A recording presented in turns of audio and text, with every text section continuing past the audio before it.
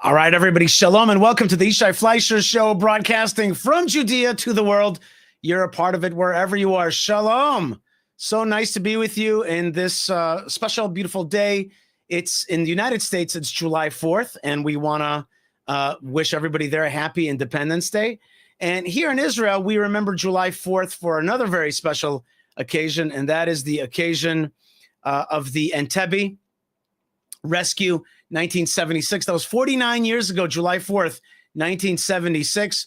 Happens to be the day that I had my Brit Milah, my circumcision. And it's a special day here in Israel because we remember the heroism that Israel had to rescue its hostages, go across the world, all the way down to Antbi, and take care of business. Rescue the hostages from that Air France airplane that was hijacked by a German ultra-left group together with jihadists. There was already back there, there was a unity between the extreme progressive left, I don't think that word was used back there, and the jihadists. They didn't have that word back then. They didn't have the word progressive, but they had the word jihad. That's a very old word. And so at the time, they took hostages. And the mission led by Yoni Netanyahu flew in 4 Hercules C-130s all the way down to Antbi. And there in Antbi, they were able to, in Uganda, they were able to storm the terminal in which the hostages were being held. Within 20 seconds, all the terrorists were dead. Sadly, a few of the hostages also died as they jumped up and called to be rescued. They were killed by commandos. But overall, the mission was a great success. One soldier became paralyzed. Another soldier, Yoni Netanyahu himself, the leader of the mission, was killed. But they brought back the hostages all the way from the far reaches. And this was also in the days after the Yom Kippur War. 3 years after the Yom Kippur War, Israel needed that message that God is with us and that the IDF was strong. And so an amazing mission, and it sent a signal to the world that terrorism will not be accepted. It's unacceptable to terrorize Israel. Israel will strike hard. And also that hostages will be rescued, but not necessarily paid a horrible price for, but rather military rescue is the way that Israel is going to approach those kind of demands.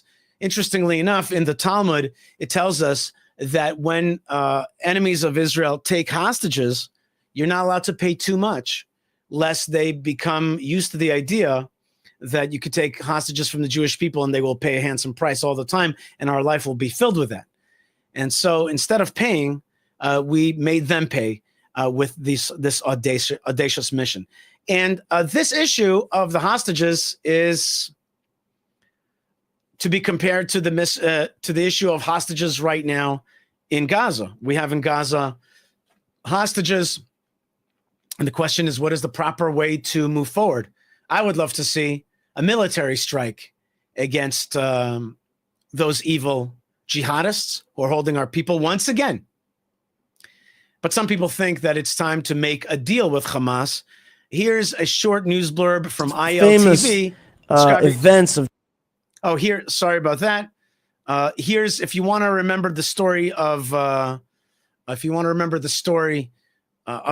here's our short recap on what that looked like. One of the most famous events of Jewish heroics in recent Jewish history is Operation Antbi, which was the counter-terrorist hostage rescue mission carried out by the IDF at Antbi Airport in Uganda on the 4th of July, 1976.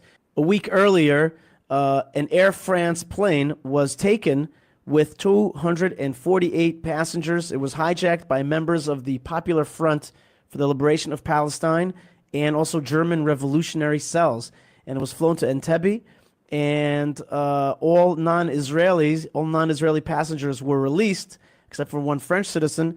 And the IDF acted on intelligence provided by the Mossad, prepared a plan to take over with military strike against the hostage takers and the Ugandan military troops, which took part in the hostage crisis as well. And the operation took place at night, and Israeli transport planes carried about 100 commandos over 2,500 miles, 4,000 kilometers, to Uganda for the rescue operation. It took a week of planning. The whole thing lasted only 90 minutes, where 102 hostages were rescued, 5 Israeli commandos were wounded, and one, the commander, Lieutenant Colonel Yonatan Netanyahu, was killed. He's the brother of Benjamin Netanyahu. All the hijackers were killed, and also 45 Ugandan soldiers were killed. 30 Soviet-built MiG-17s and 21s of the Ugandan Air Force were destroyed. 3 hostages, sadly, were also killed in the operation, and 24 hours later, a 4th Israeli hostage was killed by Ugandan army officers at a nearby hospital. The operation is known as Operation Thunderbolt or Operation Yonatan to commemorate Yoni Netanyahu. We're going to hear an interview now with one. All right. Well, that was an interview that I did with one of the great heroes of the Antbi rescue. His name is Shai Shalom. He's passed on since then, and you can see that on our channel. That's right. We have a great channel called Yishai Fleisher TV and a great team. Be part of it. Don't forget to like, subscribe, comment, check out our store. There's so many ways to support it, and there's so many bad guys out there that we have to fight. And so it's an amazing opportunity for you to show that you are not going to stand for evil and lies to take over on the internet and to spread its evil tentacles into the minds of our young people. Okay, today there's big news out of Hebron, out of the Jewish community of Hebron and the bigger Arab city of Hebron.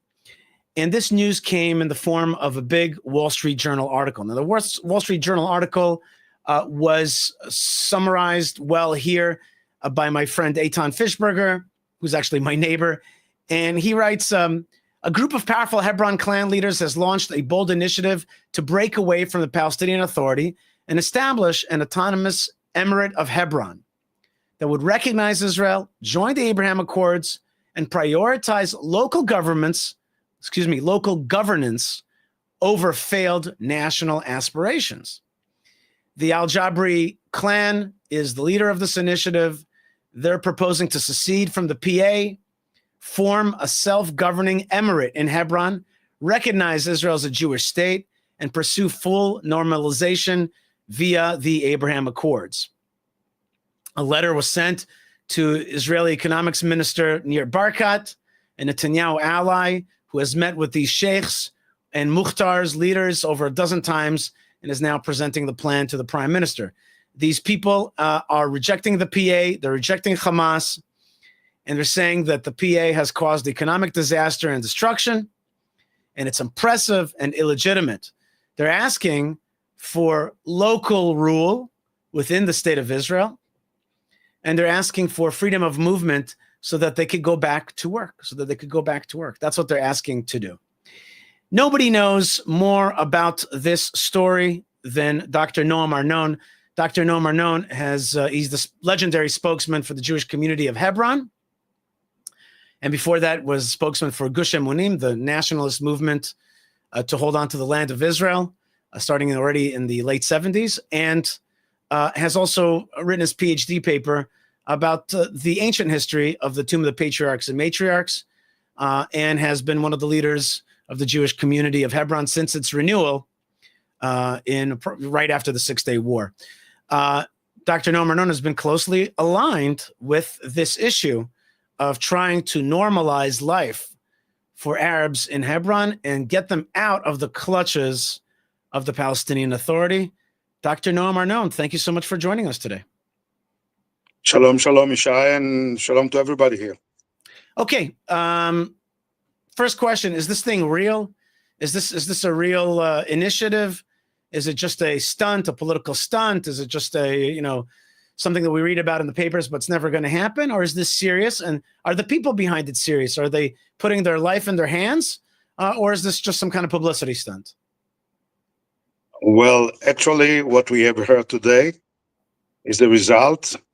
And the last chapter, not the last, the chapter that we write right now of a very long process that we are actually involved in about 20 years dealing with the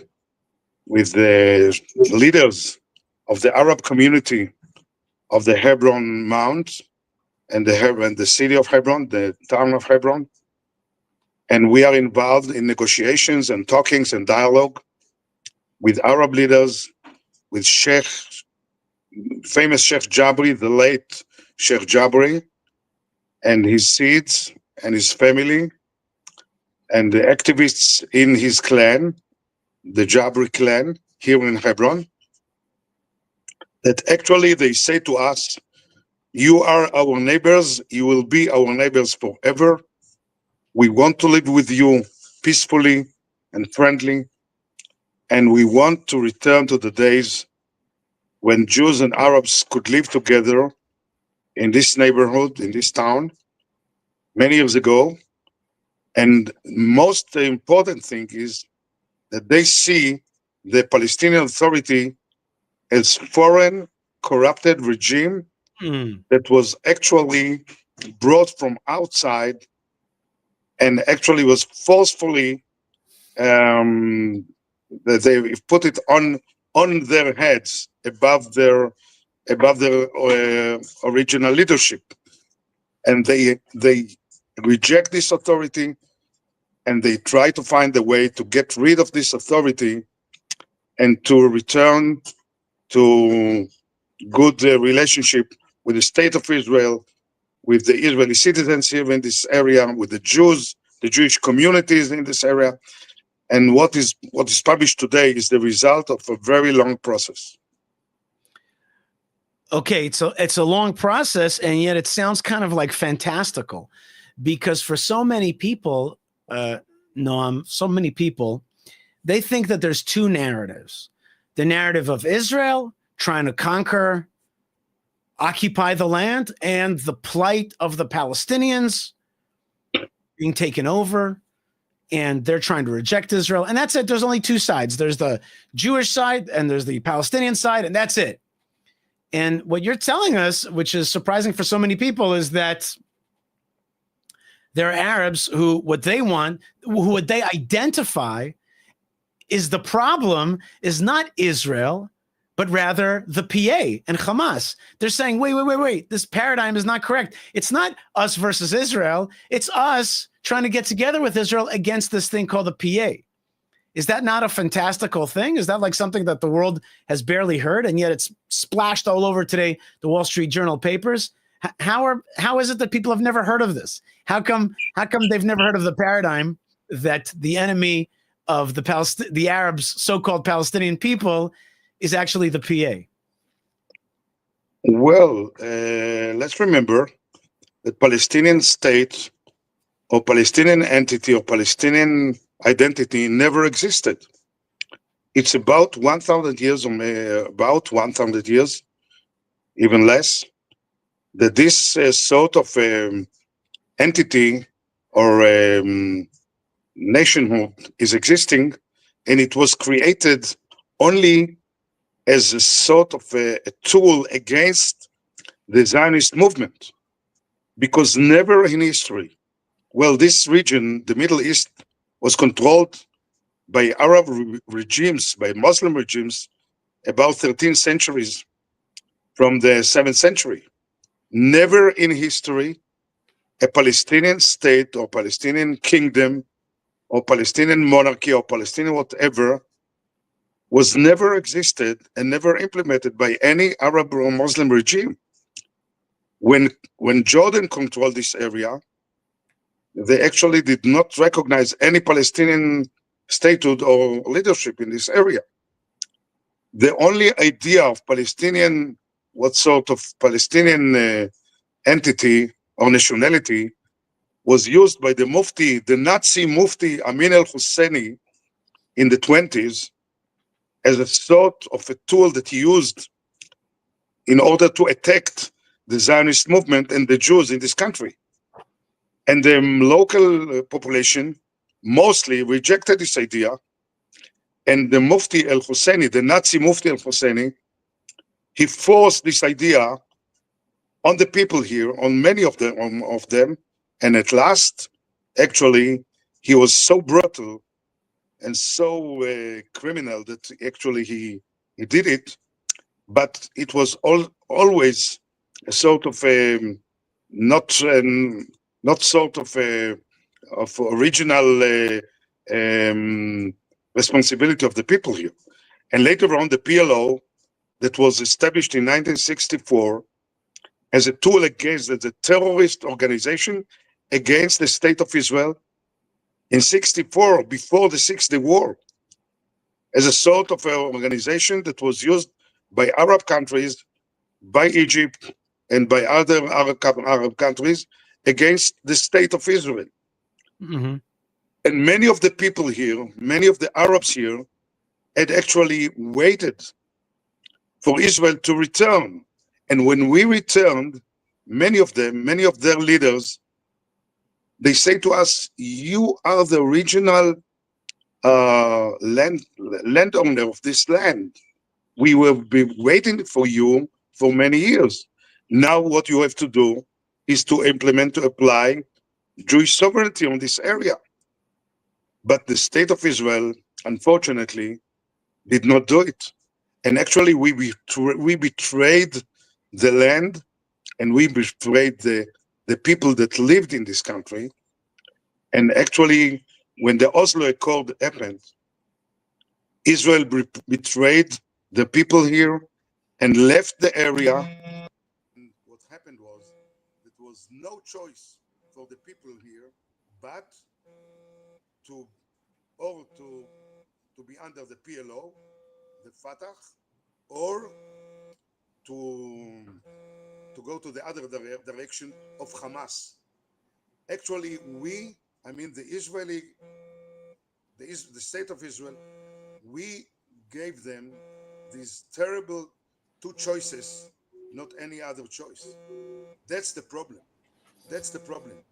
We have put them in a sort of an impossible choice that they have to make, and it is terrible. It is terrible. Now, maybe after so many years, maybe there is a solution that under Israeli umbrella, and it must be under Israeli umbrella, the sort of local emirate led by original leadership of the clans here, and they will lead it to a way of peace and coexistence with the people, with the settlers. And I am proud settler, by the way. And the people here, the residents here, and the state of Israel, as a part of the Israeli homeland, of the Jewish homeland. And that's now for the state of Israel, for the government of Israel, to actually to give an answer and to say, yes, we recognize you, you are our friends, you are our allies, and we want a common future of us together here, again, under Israeli umbrella. But local leadership, local original leadership. I want you to explain this. I want you to explain this. Dr. Nom, I want you to explain this a little bit more. You're saying the word original leadership. What do you mean by original leadership? Why are you giving the clans this kind of terminology? What do you mean by that? Well, you see, in Hebron, there are no places like in Tulkarem or Shechem or other places that contain refugees camps. Here in Hebron, the local Arab population is led by their leadership, by the Hamula, the sheikhs, for hundreds of years. And they mostly lead the people to a way that they can bring only good, only peaceful future for the people. And they see what happened in Gaza, and they are frightened and terrified that their city, their town, will look like Gaza. And they do their best to lead their people to a direction that would lead them to a better future, economic, and personal and human rights and health and education and every good future that they can try to apply that. And this is why they are terrified. And more than that, they are terrified that if, God forbid, some anti-Semite governments will recognize Palestinian state and they will be in a cage of a Palestinian statehood that they hate and they don't want it. Now this is why they actually raise their voice now today and publish this letter to ask our government, please save us from the Oslo terrible terrorist direction. Save us from this regime, corrupted and terrorist regime that was brought here in the Oslo Accord, the PLO. Dr. Noam, I want to tell just a story, and you probably have a story yourself. There's one story that you have which is fabulous. I'll remind you which one, but I'll tell you a story that happened to me a few months ago. My wife and I were protesting during the October 7th war. We were protesting the influx of Arab so-called Palestinian workers into our town here in Judea, because we said these guys are still pro-Hamas. We know they're pro-Hamas because that's what questionnaires in their region showed. Polls showed that they were for Hamas. And one day I was standing in front together with a big crowd in front of the gate that leads into our town from the nearby Arab town. There were a lot of Arab workers ready to come in. And I was protesting. I was saying, no, we're at war. We can't let these people in. They're on the other side. And then not only that, they're actually dangerous. So as this protest is happening, I go to the back where there's this whole like fence area where potential Arab workers were waiting to come in. And I see them smoking cigarettes, and we're across a kind of a fence. And I said to an Arab there, I could see, he looked at me, I looked at him, and I said to him, and this is the funny stuff of the Middle East, because you can still have conversations all the time. And I said to him, you know, I've got no problem with you coming into work today. And I'm with her protesting against them coming to work. I said, I got no problem with you coming to work today. What I need you to do is I need your town to put up the flag of Israel.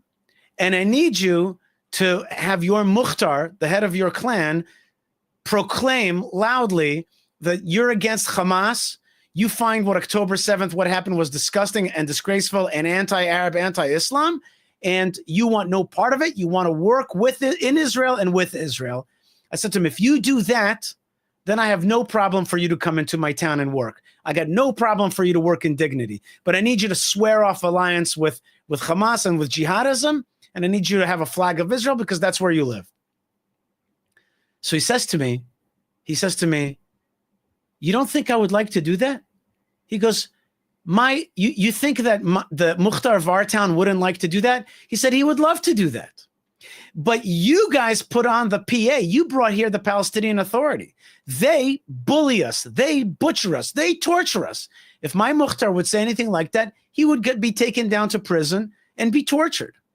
He said, you get rid of this thing that you put on us, and we'll be happy to be residents of Israel. We'll be happy to fly the flag, and we'll be happy to swear off the jihadism. But you got to do your part. You brought this thing upon us. So exactly. That's the story. Exactly. How do you understand? Your description is right, and that the same situation is here in Hebron. And above that, I would like to mention the leadership of the Jabri Clan and others that are brave enough to declare what they declared today. And this is the point that you can say, okay, they actually crossed the line, and when they identify publicly with the state of Israel, with their Jewish neighbors, this is why they deserve the recognition from our side, when they are brave enough to declare it. And that's maybe the sign for of the change of the situation here.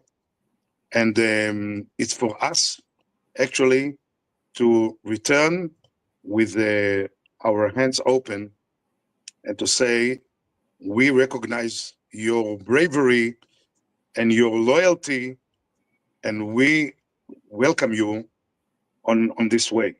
That's now it's our mission. Okay, so now let's get to Tachlis, brass tacks, bottom line. It all sounds nice and good. The Arabs are saying, some Arabs in Hebron, important muhtars, important clan heads are saying, we're done with the PA. We identify the PA as being jihadist and as being corrupt, embezzling our money, and not bringing us neither peace with Israel, neither a good life, and neither a good Islam, nothing. They're doing, they're just a bunch of corrupt thugs. They have the face of either the PA face or the Hamas face. None of those are good for our future. Hamas will bring us what happened to Gaza. PA will only bring us embezzlement and making a few people rich. Okay, very brave, very amazing. But you and I, B'retzinut, really, seriously, we know where the problem lies. The problem lies is that many in the Israeli establishment are not going to jump to this. We know this. We know that there are, how should I say, corrupt elements that are either making money off their deals with the PA or just used to it. In many cases, just used to it. This is the system that they know. They know it for 30 years. They understand it. They don't want to give up their positions of power. They know how to run it. They don't want to do a whole new thing now, a whole new arrangement. And so the real question to me is, can we get the Israelis behind it? Can we get the Israelis to stop backing the jihadist, anti-Semitic, and corrupt PA and to move over to a different kind of relationship with Arabs living in Judea and Samaria, maybe even in Gaza? Can we overcome the obstacles there? This is the main question. And I think that we see now the Jewish people today in this generation, actually in these 2 years, actually getting back to understanding that our source of faith, the source of our nationhood is the feeling and the understanding that the land of Israel, the holy land of Israel, belongs to the holy people of Israel, and we should deserve by our behavior, by our politics, by our economy, by everything, we should deserve to own this land, and we have responsibility to this land, including everything that happens here, including the ecology, including to save the land, the geography, the ecology, and including the people who live here. Of course, those who identify or act as enemies should not be here, and they will not be here. But those who identify as allies, you know that we have to supply them, to protect them, and to enable them to live normal life. You know that the Chazal, our sages, say about Joshua ben Nun, who occupied, who conquered the land of Israel after Moses. He was the leader of the tribes of Israel, and our sages actually tell us that he wrote a letter to the people, to the Canaanites in Israel, with 3 chapters, 3 possibilities. If you want to give up to surrender, you're welcome. If you want to leave, you're welcome. If you want to fight, we shall fight you. But if you want to stay peacefully, you can do it. הרוצה להשלים, ישלים. Those who want to get along with us peacefully. And again, I say that everyone who actually adopts this possibility, it's very clear that if we put 1 like for a terrorist in Facebook, on an hour after he is not here, that must be clear. He must, if he takes this choice, it must be very clear that he lives here as a private man, a Muslim private man. He cannot vote for the Knesset. He lives here as a private Muslim man or woman, and we protect him or her, and we supply the human rights they deserve, and they are actually part of the puzzle, the big puzzle of the Israeli nationhood, but not as Jews or citizens, but residents. I would say they should deserve a green card, exactly as those people in the United States. I think there are about 20 or 30 million of green cards in America, and they live in America. They can work, and I would say more than that. If they involved in terror or in criminal action, they should not be here. That's for sure. Just to tie up the issue of green card, the American term for a green card holder is resident alien, which is a direct translation of the Torah's term ger toshav. Ger, alien, toshav, resident. So a resident alien is a status, an important status. I would even say even more so. It's a resident alien that has acknowledgement in the state of Israel. The state of Israel is supposed to care for him, make sure that she has roads, healthcare, education, upward mobility. But at the same time, recognize that this is a Jewish state for Jewish people. The majority area of the Middle East is for the Arabs, and this tiny piece of land is a protectorate for the Jewish people. Yes, there's minorities living in it, absolutely. You can live with it as long as you love Israel, you are loyal to it, you're non-jihadist, and you're going to have rights and opportunities and also, of course, obligations. And by the way, I think residency is a non-voting status, but maybe there could be something like some small percentage of voting. This is my opinion. Let's say, for example, you'd have 3 seats in the Knesset dedicated to minorities, something like that. So they could have some representation, but certainly not to sway the character of the Jewish state. But in any case, the idea that's right now being pushed forward. By the way, you're free to disagree with me. I don't. Go ahead, Nom. It's up to you. But I would say what's being talked about right now specifically is that there would be local rule, as in cultural rule. This is your area. You live here. You have your set of ways of doing things. As long as they don't come against the Jewish state, you can have your way of how you deal with justice, how you administer justice, how you understand, how to keep people in line, and what is your way of representation inside your area. It's a little bit like Chinatown. This is culturally yours. We understand that you have your own, you have your own governor. But of course, if that governor is an anti-Israel governor or mayor, like we have today in Hebron, right? Today in Hebron, we have a deeply anti-Israel, actually a murderer of Jews is the mayor of Hebron. That's unacceptable. If you can accept those rules and live by that, if you can love the state of Israel, even though you're a minority and a non-Jew, we say, ahlan wa sahlan, welcome. Would you agree or disagree with the things that I said? And I want to add that in the IDF, in the Tzahal, today, there are Muslim soldiers and Muslim officers, not only Druzim, but also Muslims. Oh, you see, it's possible. And when we demand loyalty to the state of Israel, for people who want to live under the Israeli umbrella, okay, they have to deserve it. And they can do it, and they can deserve it. Right. And some of the Arab leaders that we know, they say to me, we want to be in the paratroopers unit and is in the IDF, and we can do it, or we can fight in any other unit for you, for the Jewish state. That's right. Against the terrorists.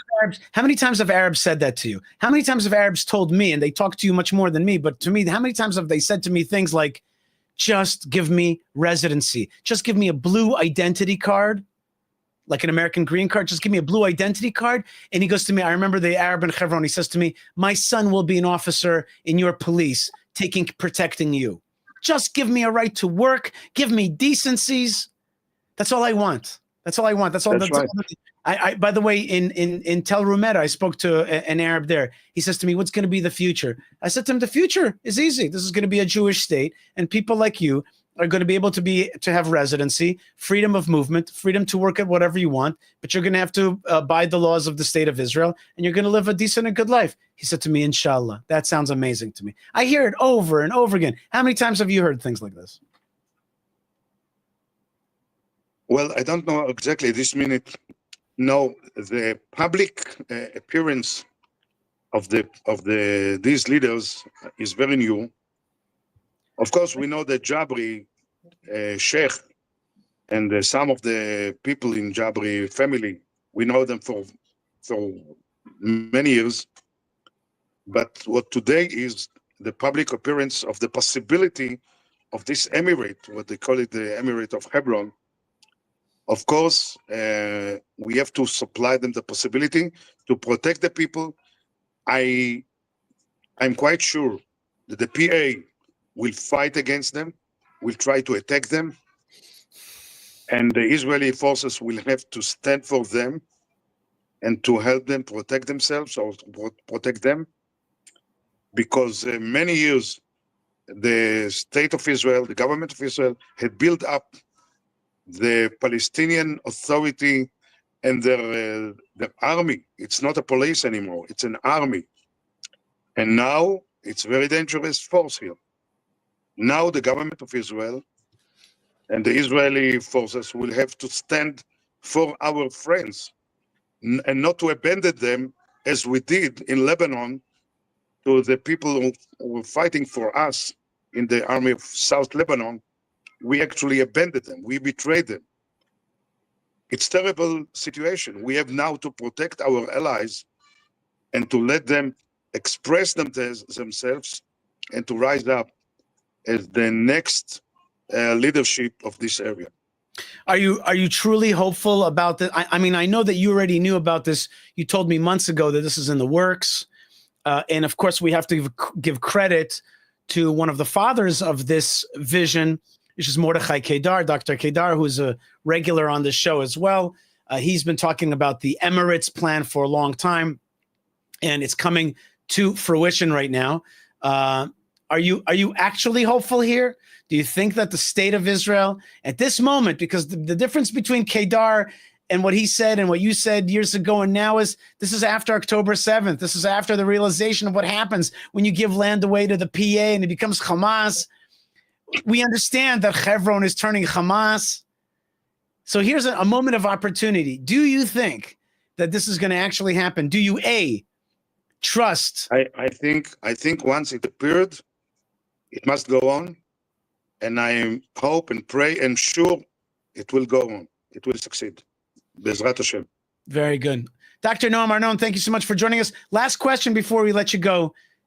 Any memories from July 4th, 1976, the Antbi rescue? Any memories from that?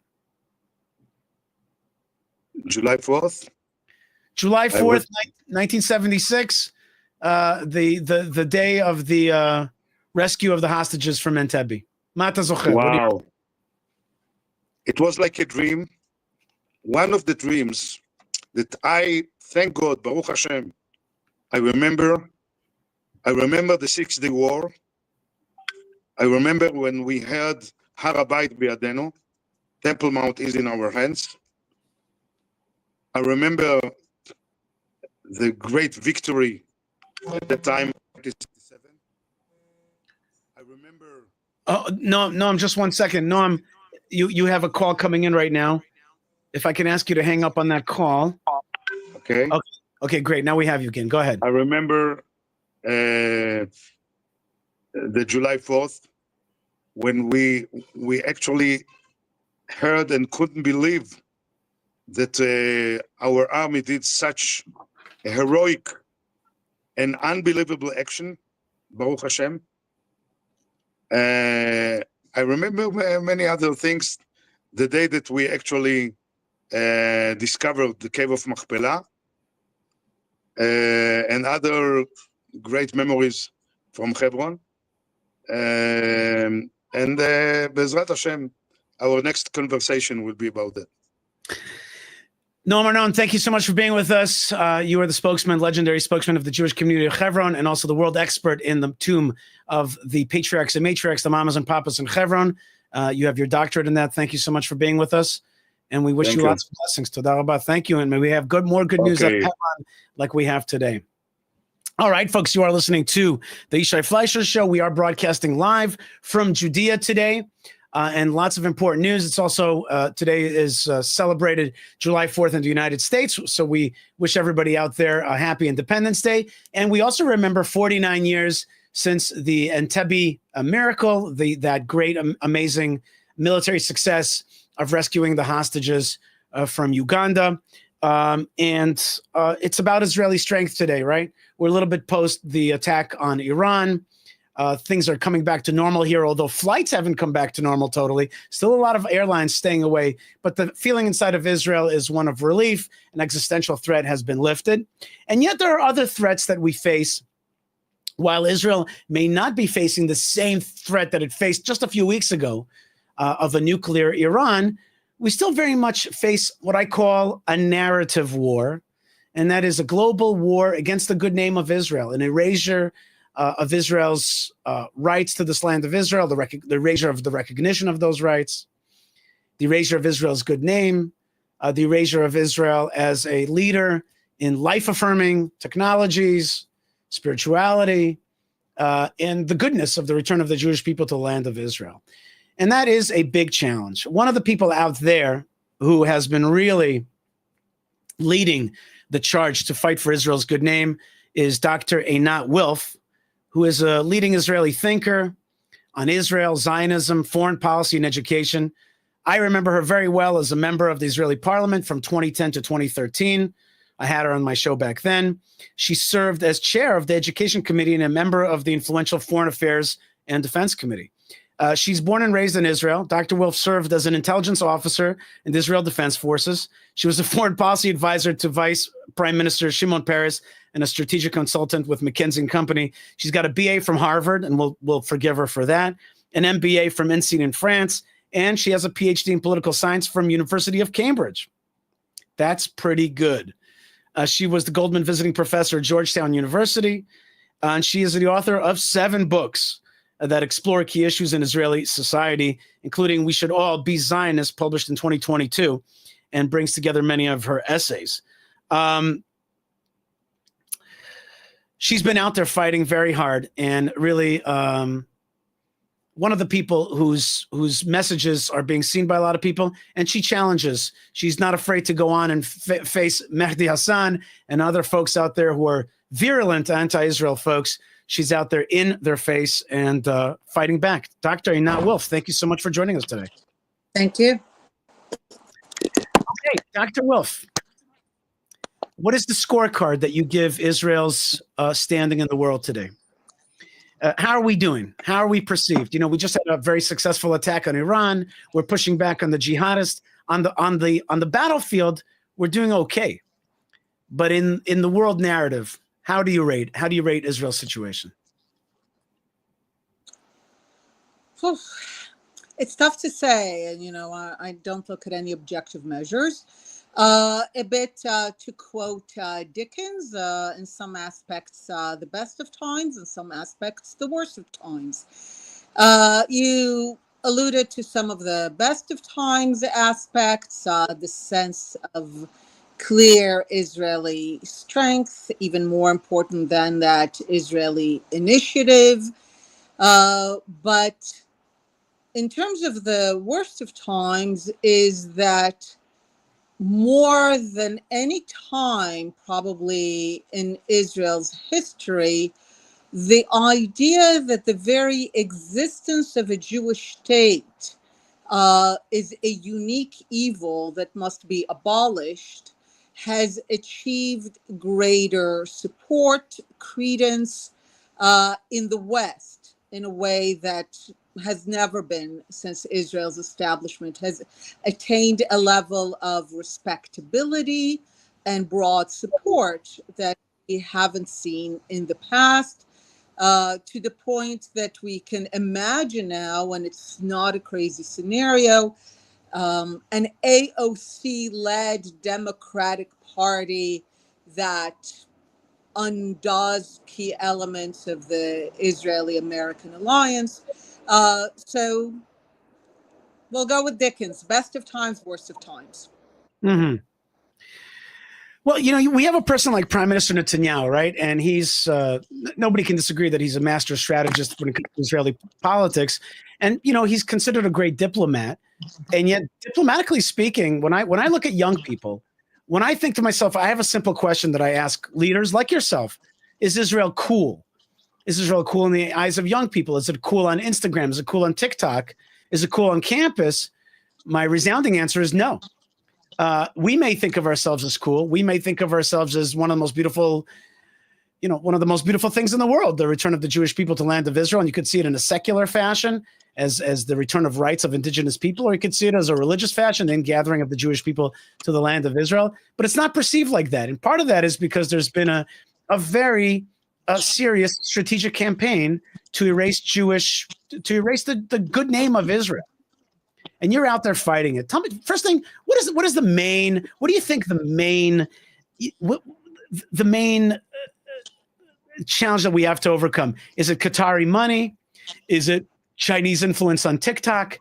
Is it that our messaging is very not unified? We have a lot of different messages and they're kind of not clear. What would you point your finger at as the main problem that Israel faces on the narrative warfare front? I would say that the biggest challenge is people actually don't understand how sinister it all is. Cool is so unimportant.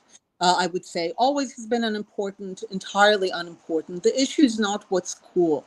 The issue is what is the global mindset that is being built.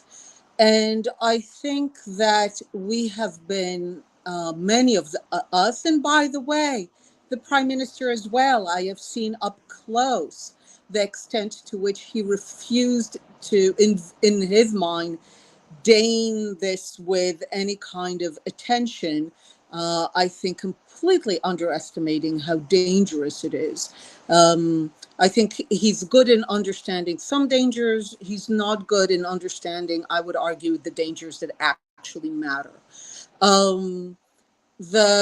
What's being built and has been built for decades is something that I've come to call the placard strategy. It's based on the placards that you see in anti-Israel demonstrations. These placards are built as simple and repetitive equations that have been equating Israel, Zionism, and the Star of David with every word that is agreed upon to connote evil. So imperialism, colonialism, apartheid, racism, then it escalates ethnic cleansing, Nazism, genocide, Holocaust. And the reason I think that a lot of people underestimated what was being created is that the pairing of these words with Israel sounded so bizarre and crazy because, like you alluded to, it's the inversion of reality. Zionism is the most anti-colonial, anti-imperialist movement. Jews have escaped conditions of apartheid, certainly in the Arab world, to create a state of equal rights within its territory. So people treated it as being so outrageous that they refused to see it as the danger that was being built. And what has been built is essentially a global mindset that because it equates Israel, Zionism, and the Star of David with every evil, has come to believe that the world can only become a better place if that evil is eradicated by any means necessary, which is a phrase that we've heard a lot. And at the end of the day, the only thing that really matters is ideas. Because people operate in the name of ideas. We talk about Iran, with all due respect to nuclear. Nuclear is an 80-year-old technology. What matters is not the nuclear issue. What matters is that the one of the key kind of ideas of the Iranian regime is death to Israel, an idea that we refuse to comply with.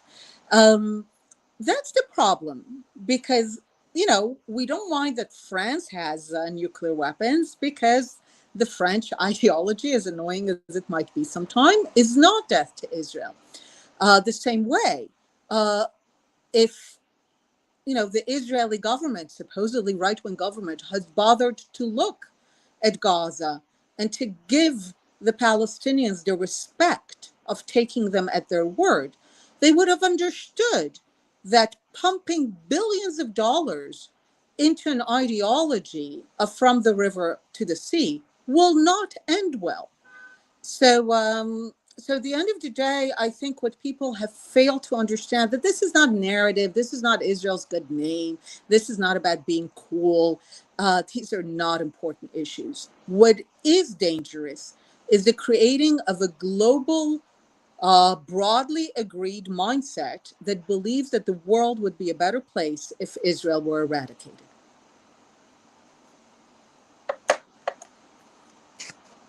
I'm not hearing you. I don't know if there's a reason for that. Oh, can you hear me now? Can you hear me now? Sorry about that. You and I might disagree on the question of cool, because I just think that I define cool as what you're saying, which is, okay, there's now a global consensus on Israel being bad, and that means it's not cool, it's not strong, it's not a good country, and we are today's legitimacy is measured in many ways by what is cool, what is accepted, what is liked. You know, you're legitimate if you're liked by cool people. You're legitimate if, you know, if you're part of the cause. We are on the wrong side of it, and that's hurtful, because people like yourself, myself, we feel a tremendous pride in the state of Israel, and we think that we're a global good, and yet our the perception of Israel is not of a global good. Let's get to some tricky issues. First thing, there's news out of Hebron today, and the news out of Hebron that's all over the Wall Street Journal, and now I'm getting a ton of people retweeting it and asking questions about it, is that there's groups of Arab sheikhs, muhtars, leaders who are saying in Hebron, we want out of the PA. The PA is this thing that has delegitimized Israel. It's jihadist. It's corrupt. We don't want it. We want a different relationship with Israel. We identify the PA as the problem. We identify Israel as the potential problem. We want out of that deal. We want out of the Oslo Accords. We want to be incorporated into Israel with a certain amount of autonomy, but we want out of that deal. We don't want Mahmoud Abbas to rule us with his thugs. We don't want that. We want something else. And we see that Israel is going to stay here, that Israel is a source of prosperity and a source of blessings, as we say in Arabic, barakah for us, and that's where we want to go. What do you think that bodes for the Palestinian Authority? Do you think that the Palestinian Authority, which I would argue is one of the main things that has created an alternative narrative to Israel called Palestine, do you think that we're on the road to the dissolution of the PA and reincorporation of Arabs, of Judea and Samaria Arabs as residents into Israel, and the end of the two-state solution? So I don't know enough about this declaration. I've been following it. At the end of the day, the question is, will this lead to a version where they are indeed full citizens of something, either the emirate they claim to be or the state of Israel? The one thing that I oppose is any notion of permanent sub-citizenship. So the question is, I've come to define the ideology that has tragically united the Arabs of Gaza and the West Bank and millions in Jordan and Syria and Lebanon as Palestinianism. And Palestinianism, I define it as the unique obsession with the non-existence of a Jewish state. And it is unfortunately an ideology that seeks to destroy rather than to build. Now, one of my arguments is that in order to reach peace, true peace, the ideology of Palestinianism has to ultimately die and be replaced with an ideology that I've come to call Arab Zionism, which is merely an Arab and Islamic embrace and support of the Jewish right to self-determination in the land. Now, is the case of the people in Hebron one of Arab Zionism? Could very well be. But then the question is, what is the political outcome? You seem to have alluded that no matter what, they will not have sovereignty. So they will not be citizens of Israel and will not be citizens of something else. This is an outcome that I reject as a permanent and long-term outcome. I'm more than willing to accept that some ideas need transition periods, but I reject any notion of permanent kind of non-equality within the sovereign state of Israel. This is, by the way, why I still call the area the West Bank, because until Israel, I reject all these games. So until Israel annexes it, then it's the West Bank. When Israel finally annexes some of it or part of it, then it will be called Judea and Samaria. But until then, the games where Israel kind of holds on to it but doesn't hold on to it are ones that I certainly politically reject. So is Israel willing to forge a path where it demonstrates that Arab Zionism leads to full citizenship and sovereignty, either as citizens of the state of Israel or as citizens of a newly created Arab emirate entity? I'm all in favor. Well, I want to challenge a few things. First thing, isn't it true that many countries control territories that they do not fully annex? America's got a lot of them, including Puerto Rico. Yeah, people have alternative. There's not every place that you control. I would say Judea and Samaria are Israeli territories. Yes, we have not annexed them fully yet. On the way to, we've already put in 500,000 upward to 1 million of Israeli citizens living in these parts. I live in Gush Etzion, very normative part of Israel. You're right; it has not been fully annexed, but we do buy property here. We do pay taxes here. I mean, we are living in Israel for all intents and purposes. We're not living in the West Bank. We live in Judea. It has not been fully normalized yet. It's a territory. People live in Puerto Rico. People move to Puerto Rico to get better tax status. Okay, so there is alternatives to this very kind of square, it's either yes or no. No, there are gray zones in this world sometimes because of political expediencies. And also the other thing is there's another gray zone in this world before total equality. There's residency. There are other ways to deal with people living in your land. I was in America. I was a resident for many years. Yes, it's true that I became naturalized later on. That's besides the point. There is a status that's not necessarily an equal status. For example, Puerto Ricans. Puerto Ricans are not fully United States citizens because they do not vote for president and they do not vote for voting congressmen and senators. They vote for non-voting congressmen and senators. So even in the great United States, dealing with a landmass called Puerto Rico, which brings no danger to America, has alternatives. The democracy is like WordPress. It's fungible. You could play around with it. It's just a basis,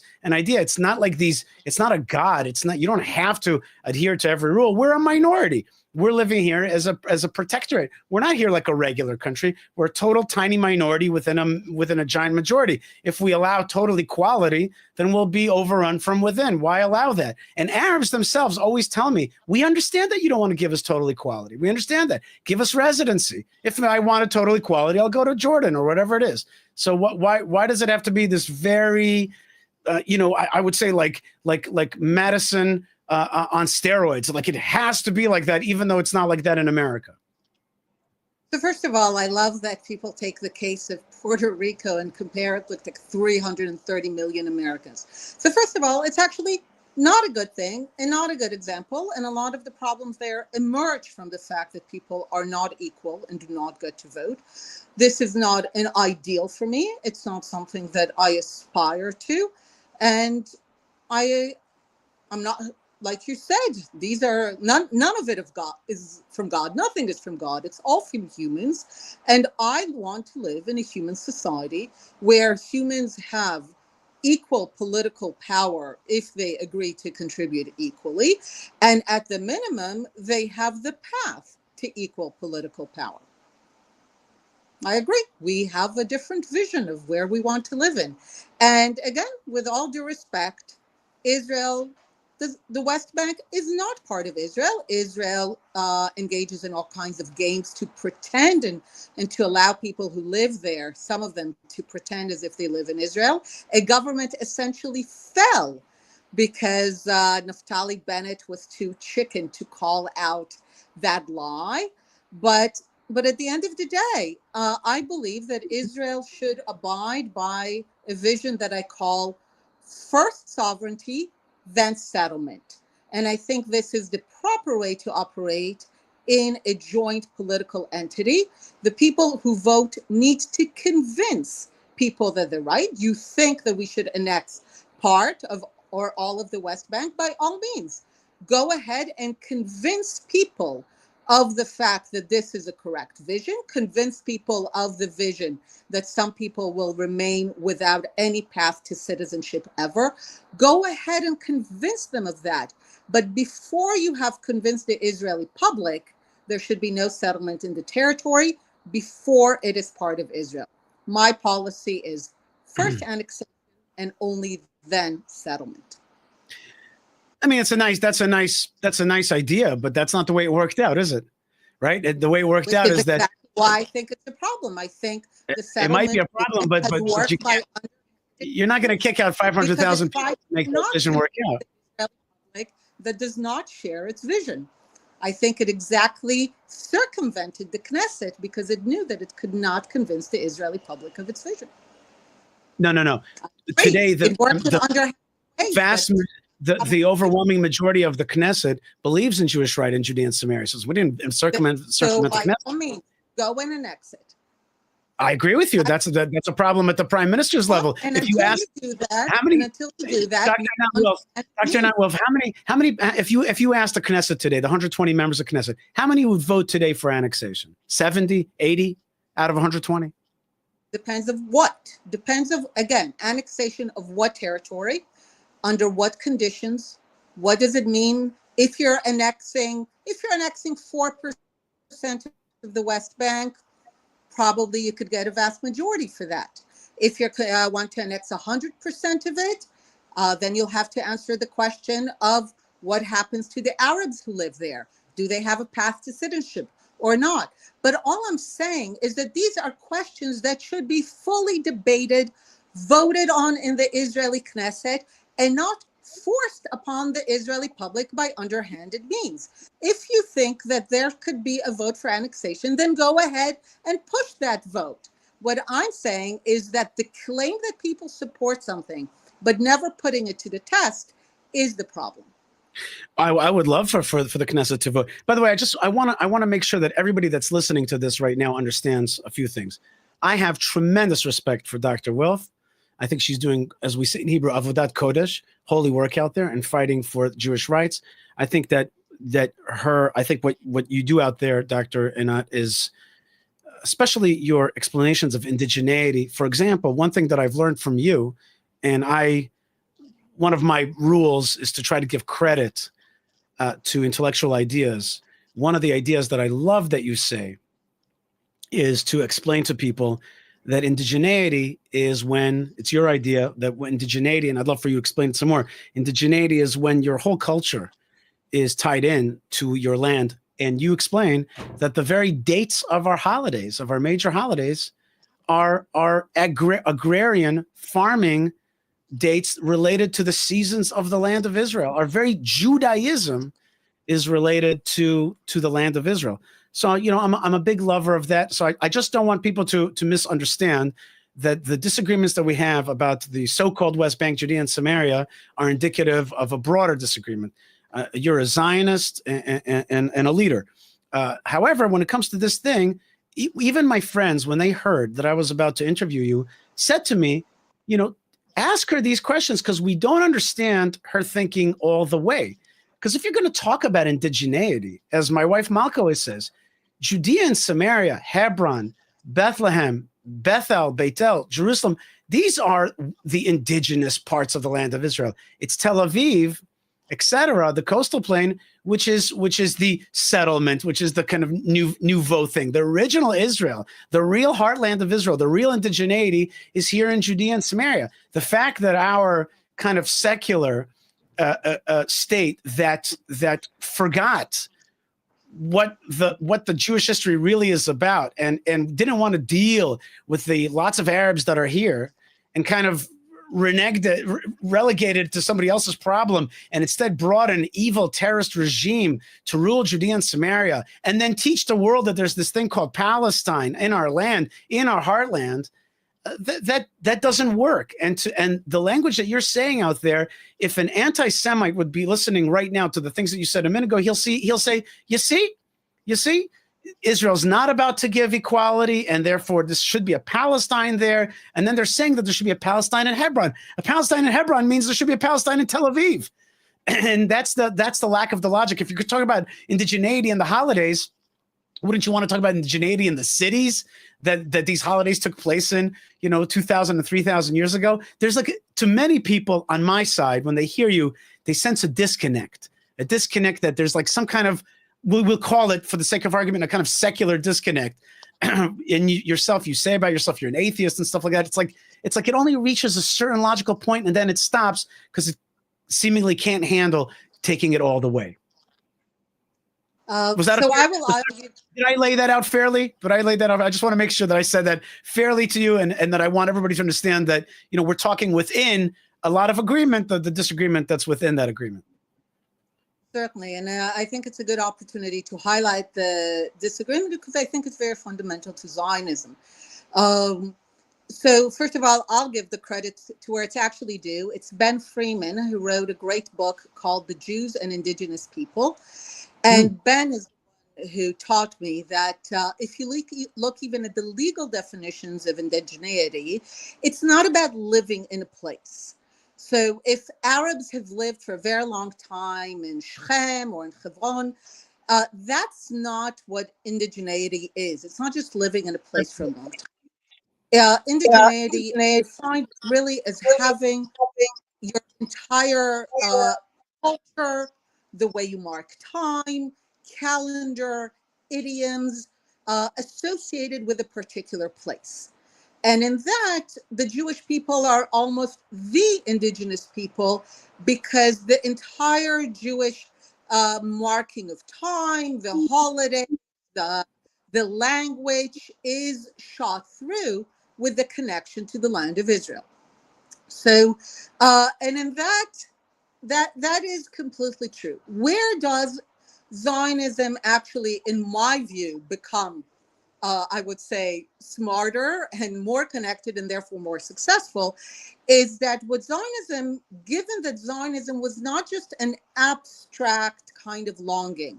When people tell me Zionism is a 3,000-year-old movement, I'm like, no.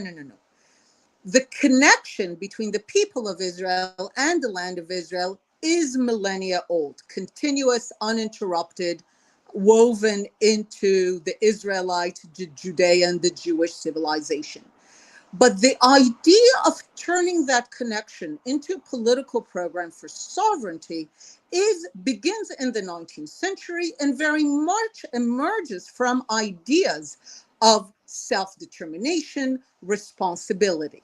Now, if we emerge from a moment from our navel-gazing situation, there's this great map and a notion of, it looks at every country in the world, and it says how much territory do the people in the country believe they have claim to beyond their borders.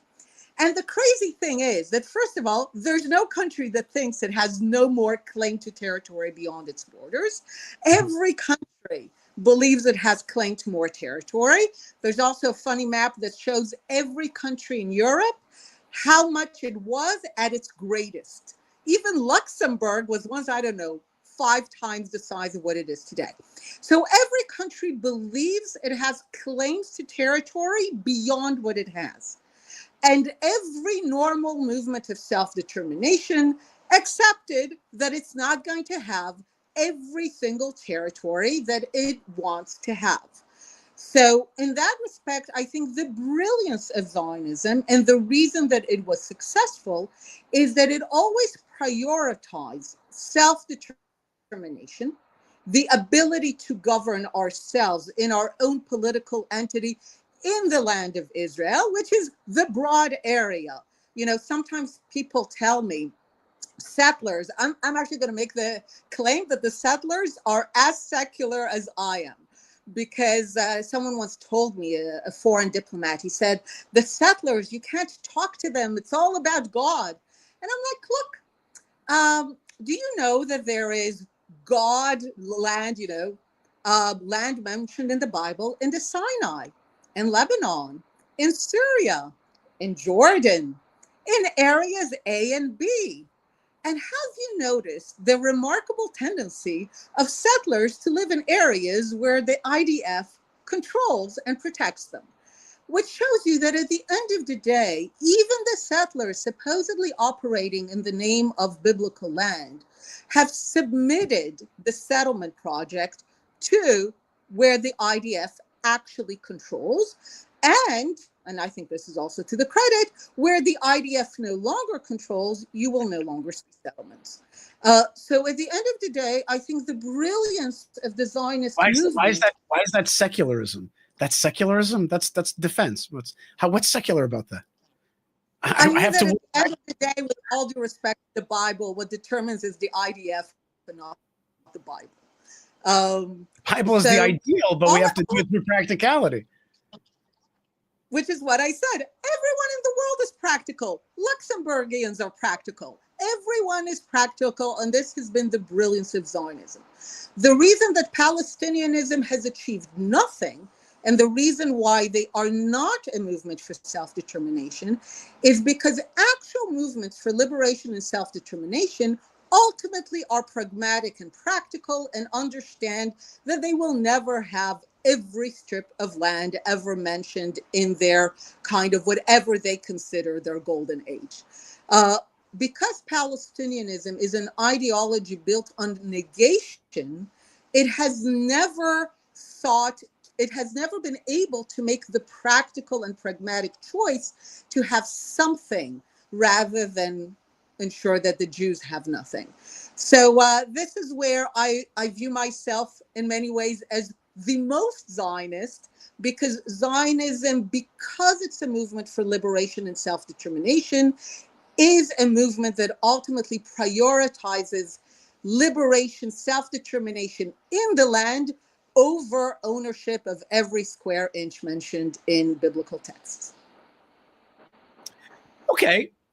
I mean, I would say that I don't know if that's, I'm not sure that that's like a, we're also practical. Part of being a religious Zionist is being religious and a Zionist. I mean, I agree with you deeply that Zionism is a movement of a certain amount of practicality, but as Herzl said, if you will it, it is no dream, and as Ben-Gurion said, in being pragmatic in Israel is to believe in miracles. There's an element of pushing it forward. And by the way, I would say to you that the settler movement, people like myself, are very much trying to work within our government to turn our government towards our side. It's not like we don't care about the government. Quite the opposite.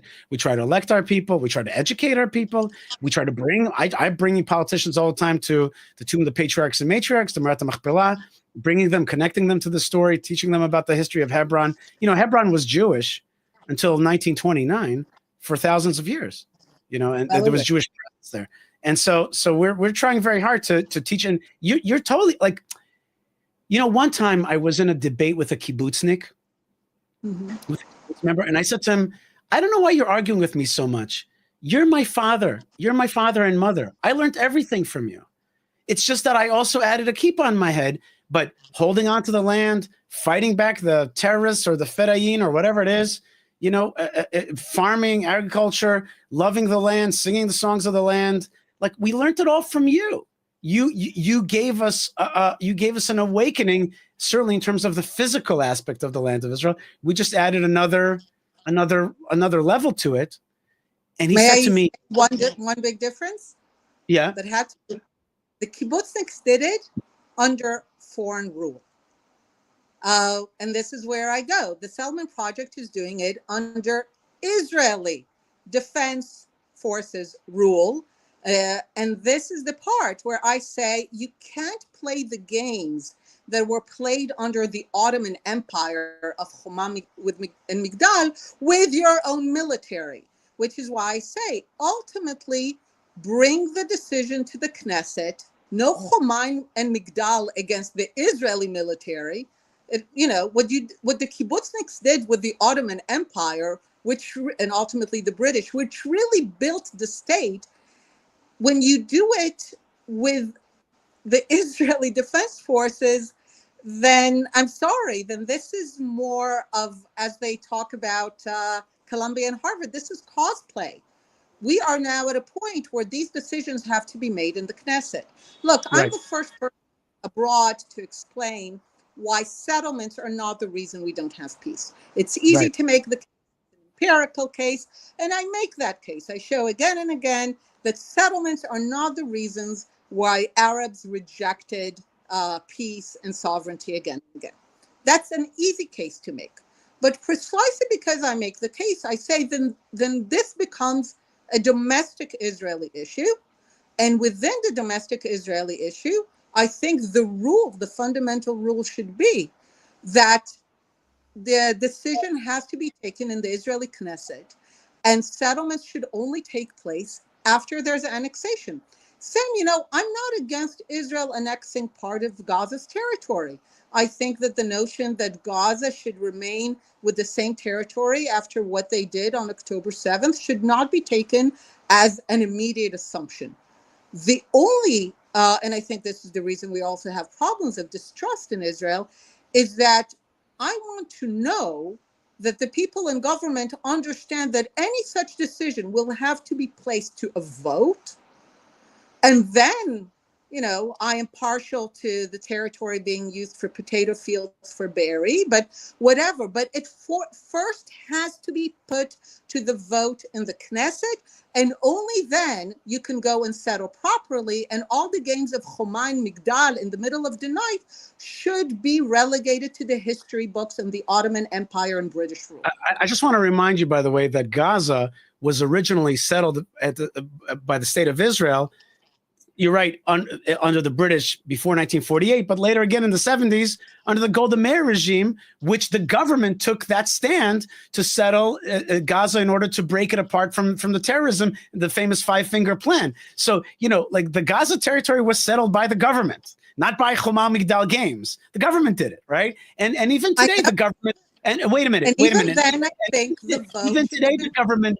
It's not always votes of Knesset. Sometimes you have an elected government, and sometimes the various ministries do their actions. Right now, 22 more communities were legalized in Judea and Samaria.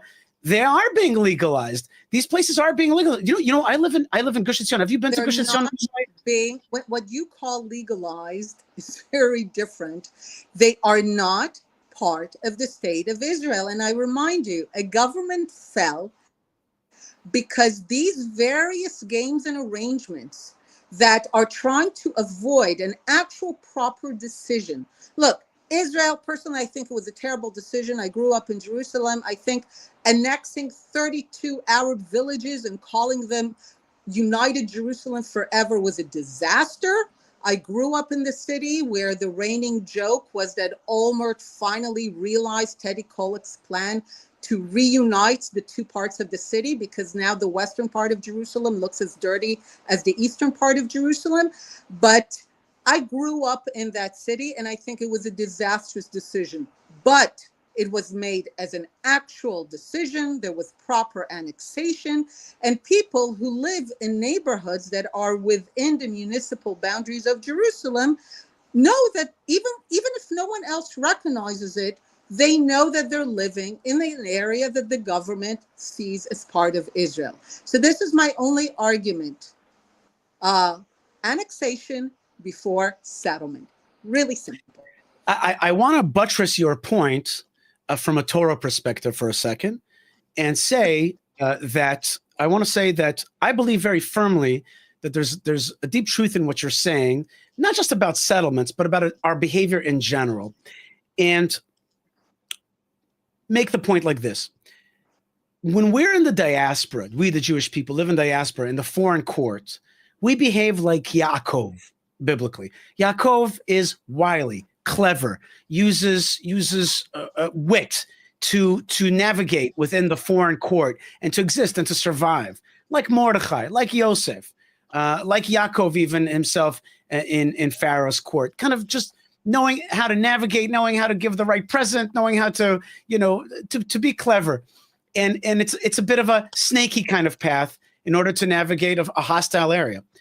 However, when you come to the land of Israel, when you're the sovereign, you have to transition between Yaakov to Yisrael. And Yisrael comes from the word Yashar El, straight to God, straight. You got to be the sovereign. You got to declare things with clarity. Stop playing around. This is your land. Say it's your land. And I'll give you many. I have especially 3 big examples of how Israel could play it much straighter. Your example is, you want an ex-Judea in Samaria? An ex-Judea in Samaria. Make it clear. This is what we're doing.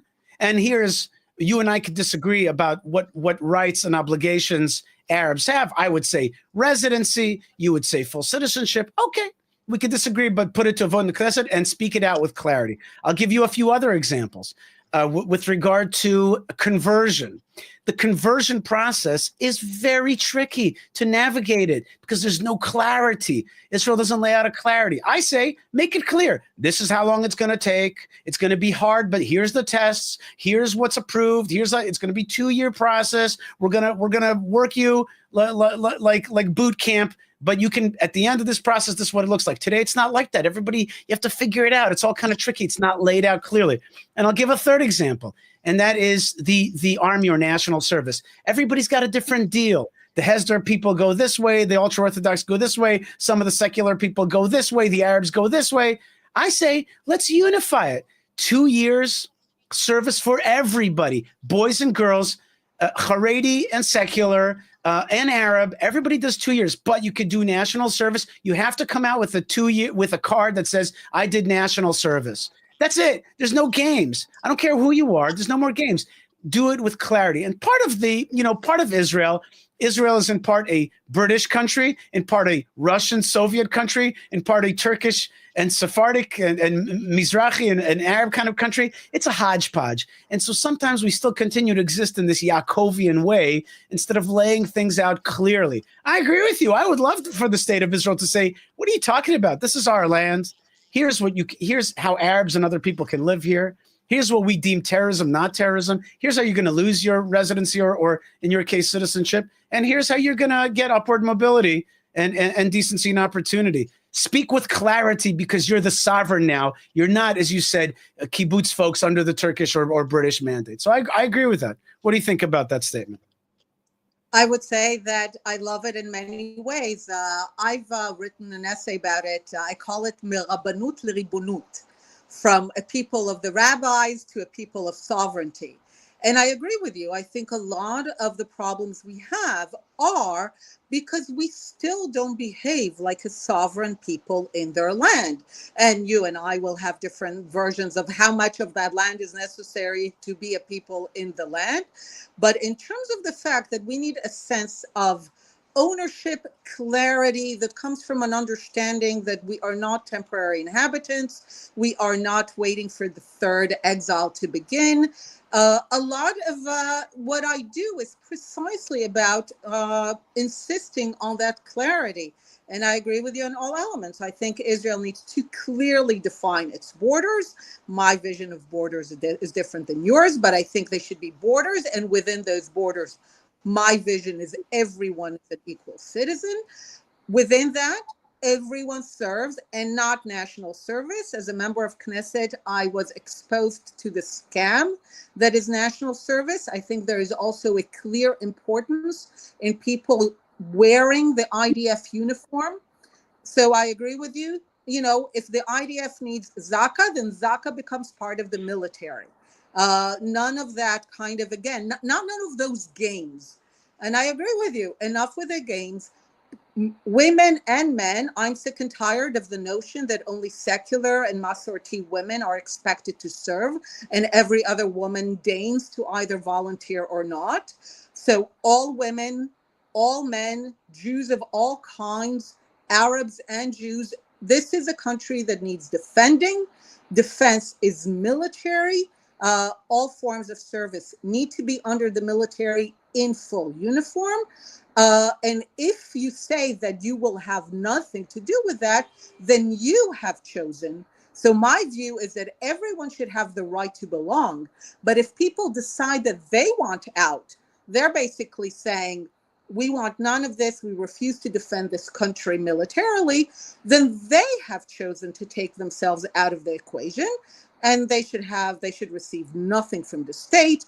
Ultimately, welfare is an expression of solidarity. So yeah, I agree with you. With that, I completely share your vision, one of clarity, no more games. And then you and I can argue within that clarity. And for that, I'm all. Okay, great. Just to make it clear, I don't agree with Dr. Einat Wilf with regarding to national service, but okay, let's leave that to the side for a different conversation. Dr. Einat Wilf, you are a leading thinker in Israel, Zionism, foreign policy, education. You were a Knesset member from 2010 to 2013, 7 books, lots of great degrees. I have one last question for you today. And I was stuck in America when the war began. I made it home soon afterwards, through Amman, actually. But one of the things that I noticed is the great imbalance between how Israel is perceived abroad and how it feels within. Okay? Within Israel, there is such an energy. There is such an energy. It doesn't matter if it's Jerusalem or Tel Aviv. I just drove to Ashkelon the other day.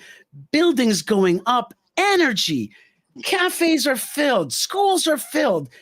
Everywhere you go, you see what I call cranes and pregnant women, everywhere. Energy, energy, energy.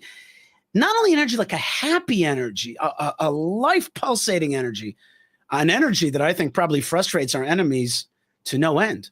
But from the outside, and you see it in comment sections all over, it's like, you're about to be destroyed. They're collapsing from the inside. In fact, one of the ways to analyze October 7th is that the enemies of Israel really thought that we're going down and about to rip each other to shreds here in Israel.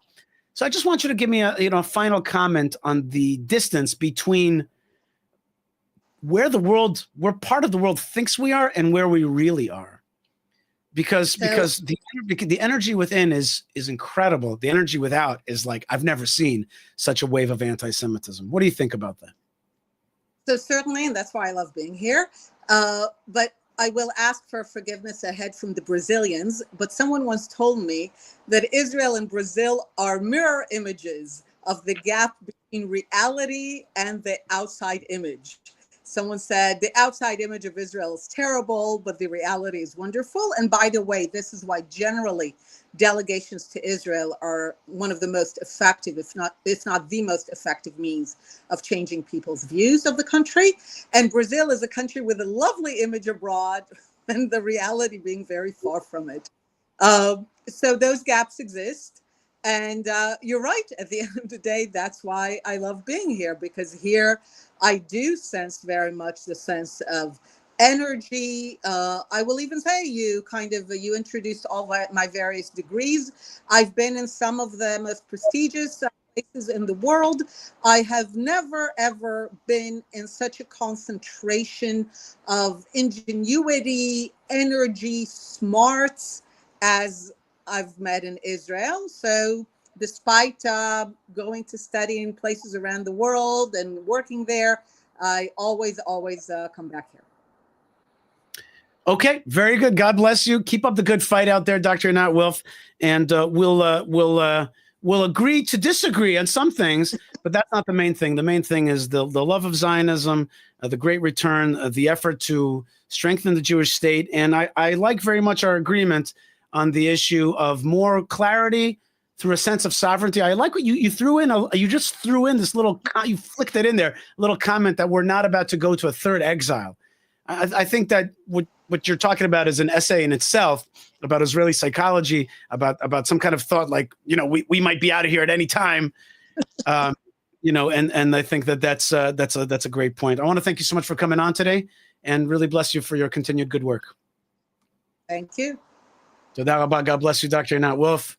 Keep it up out there, folks. Keep it up out there. People like fighters like Dr. Einat Wilf, who's doing great work. And you are listening to the Yishai Fleisher Show. We are broadcasting live from Judea to the world, and you're a part of it wherever you are. Boy, are we having fun. We are doing live early morning in the East Coast of the United States, but here mid-afternoon on a hot and beautiful sunny day in the land of Israel. Let me tell my my camera to do something. Hold on. I don't know why my camera is not doing what I want it to do. Oh, there it is. There it is. There you go. Oh, you're doing what I want you to do. Good for you. Nice camera.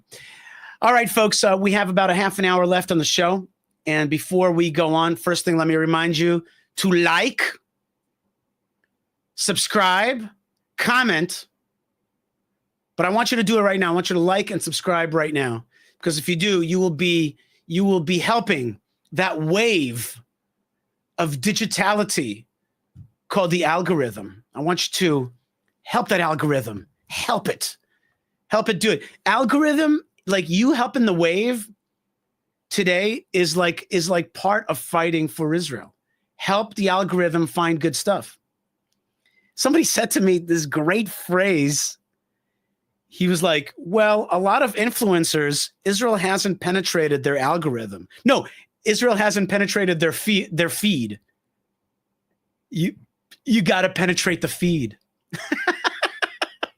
You got to penetrate their feed. And the only way we're going to penetrate their feed is through really your act of liking, subscribing, commenting, and of course, check out the store. Check out the store. There's another way to support what we do, which is buymeacoffee.com/Yishai. Buymeacoffee.com/Yishai. It's a very easy website to visit. There it is, buymeacoffee.com/Yishai. It makes a difference. We need the money to keep doing what we do. And so it's a great way to be part of the fight. And speaking of fight, check out fightforisrael.org, fightforisrael.org, where you could be a fighter for Israel as part of our network to try to beautify, strengthen, help farm the land, help get tractors for the land, help beautify holy places. And there's a lot that we're doing. Also, YishaiFleisher.com. You can email me. You can invite me on to different shows and maybe invite me to your community. And I'll be happy to respond, hopefully, B'ezrat Hashem. And of course, be part of Yishai Fleisher TV, where we try to channel, not Yishai Fleisher, as the name might suggest, but actually God's great vision. All right. Speaking of God's great vision, there's a very strong lady out there with God's great vision. And that is the show hostess with the mostest, the one and only Malka Fleisher. Malka, shalom. That's a great intro. Yes. Thank you so much. Fine. You sound good. You sound good. Okay, good. Hey, Yishai, how are you doing? How's the show going so far? It's going great. We're having a lot of fun. We had Nom Arnon on. Yes. We talked about the Hebron thing. We had Dr. Einat Wilf with some very beautiful disagreements that make things PKC. That was good. Did you hear I only listened to the last 10 minutes and I disagreed with two things. Yeah? Yeah. So the first thing that I disagreed with is that she said that what we have to do is get the Knesset to agree to sovereignty in places, and then you can stick communities in those places. That sounds so nice, except that's never what happens. That does not happen around here. That is not reality. And that is like that is the approach of someone who is looking at things from the top and looking down at all the little people and saying, well, we should be making the decisions up here on top. And then all you little people, you like go where is good, right? And we'll protect you and we'll make it normal for you. Okay. And I appreciate the sentiment. But in actuality, what ends up happening out here in Judea and Samaria is that the people lead. The people grab a hill from their forefathers. They repossess parts of the land of Israel. And then the army comes and they're like, oh, look at that. There's Jews out here. Let us come and protect you. If it was the case that the government had such a head on its shoulders and such a vision for the future of Israel, that it was, normalizing all these places in Israel and then like opening up its big wide arms and saying, please, little people, come on in. We have normalized this for you. Then I would say, I totally agree with you, Einat Wilf, but that is not how our government operates. Sadly, I wish it did, but it does not operate that way. The people lead. to a large extent in this country when it comes to the building of community. That's thing number one that I disagreed with. Thing number two that I disagreed with is her analysis of national service. Now, I am sure that there are organizations that deserve more funding for national service, less funding for national service, ones that where the work is super meaningful, ones where the work is maybe less meaningful and is more like checking the box, like, yes, I did national service. But that's not the part that upset me. The part that upset me is when she goes, well, if we deem it worthy to call X, Y, or Z thing national service, then the army takes over, you put on our uniform, and then now you're doing real national service. And to that, I say, no, thank you. We do not need to give the government more ownership over things. It doesn't have to be that incredible organizations, which were started by private people like Hatzalah, like Zaka, like so many, like all these different organizations that were started. Just because they're awesome doesn't mean that the government has a right to them. And maybe the government should understand that it did not create everything, that not everybody has to get dressed up in green in order to be a good citizen, and that we can have private initiatives that serve the state of Israel in a way that the state of Israel can recognize them without saying, now we're taking that from you and making it ours. I think what you're saying right now is very much the distance between, an Israeli and a little bit more of a socialist type of perspective to a real American perspective. Mark, I'm going to ask you to take out that headphone and to try to use your phone's. Let's hear you now. How's that? Oh yeah, fabulous. Great. That's more comfortable anyway. Okay, good. That's what we try to strive here for: comfort in the Middle East. Yes. Maka, thank you very much for those poignant thoughts. I've prepared a few videos for you to watch with me and to react to. Let's see. This is a video that you haven't seen. It was sent to me by one of my ultra-Orthodox friends. Okay. And it's a reaction to how ultra-Orthodox yeshiva students are preparing for the fact that they're now going to be called into the army. Okay, they're going to be now like what's it called? Drafted, and so they have to get ready to be drafted. Here's what that looks like.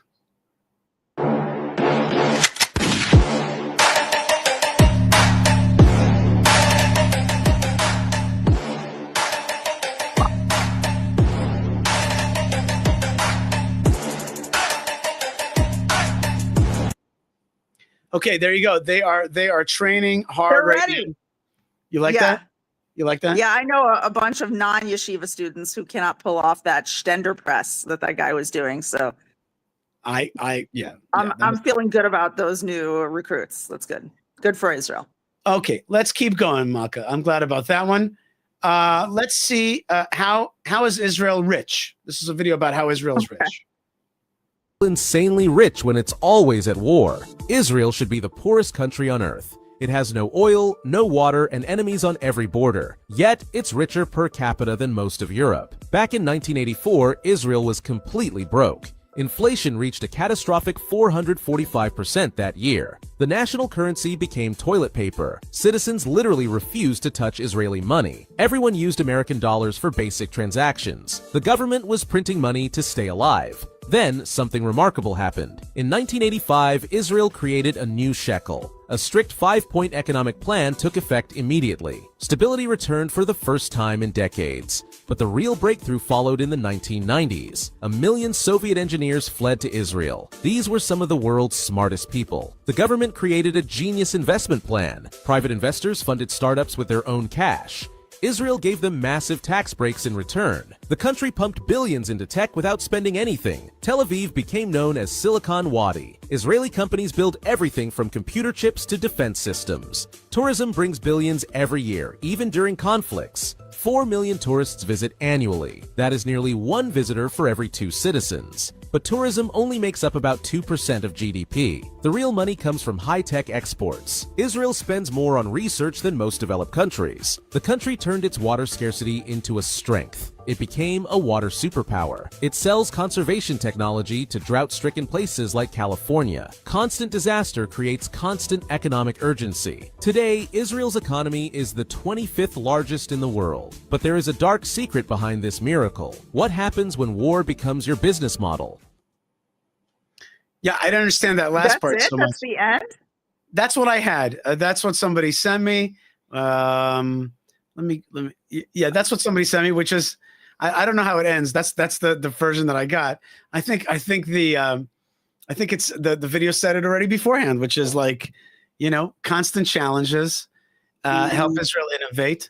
And at the end, Israel is a country that the Jewish people have been under threat by bad guys our whole history. We're used to that. And like the water thing, scarcity makes us come up with stuff. And of course, God's hand is with the Jewish people, and he gives us the ideas to bring solutions to the challenges. And what can I tell you? Like I was telling you, Nat Wolf, like it's just Baruch Hashem. Like the country just has a ton of this amazing energy that you and I see all the time. This was a great video. The one little thing that bugged me, and maybe you saw it and maybe it bugged you too, is the little part where they talked about tourism. Did you see that part? Did you pay attention? Yep. It said that it's like 2% of Israel's GDP. And I'm like, I'm happy about the rest of it. The rest of it is cool, but that part is not so cool. It hurts me that tourism is not a bigger thing in Israel, because really everyone should come and see. Even Einat, you were talking about that interview that you did, the previous interview, Einat Wilf, she talked about how delegations to Israel are always like super successful because people come to Israel and they're like, whoa, this is not what we thought we were going to be seeing. And when you think about the fact that tourism is like cost prohibitive, and the airlines are boycotting us all the time, and so the flights don't come in, then you realize that a lot of people are not capable of getting exposure to Israel, not to mention the fact that they're not able to see these like incredible world heritage places, these like historical, incredible places, like the tomb of our ancestors, Abraham, Isaac, and Jacob, the Harabait, all places all over Israel. I could list them, you know what I mean? So many incredible, important places that are here. And that's the one little part that made me sad, but hopefully that will change one day. Some of our neighboring countries get like 20 million tourists a year, and Turkey gets 54 million a year. So we're not like exactly on top of tourism. And that's too bad. Just like you said, it's really too bad, because Israel should be a place that the whole world comes to. Part of it should be historical tourism. Some of it should be medical tourism, and some of it should be just plain pilgrimage, All right, let's get to a little bit of not as sweet stuff, and that is some news from the last few days about this potential ceasefire deal that is being bandied around. Let's see that. Top headlines at this hour. We begin with Israel advancing efforts to finalize a comprehensive truce and hostage deal before Prime Minister Netanyahu's visit to Washington, D.C. next week.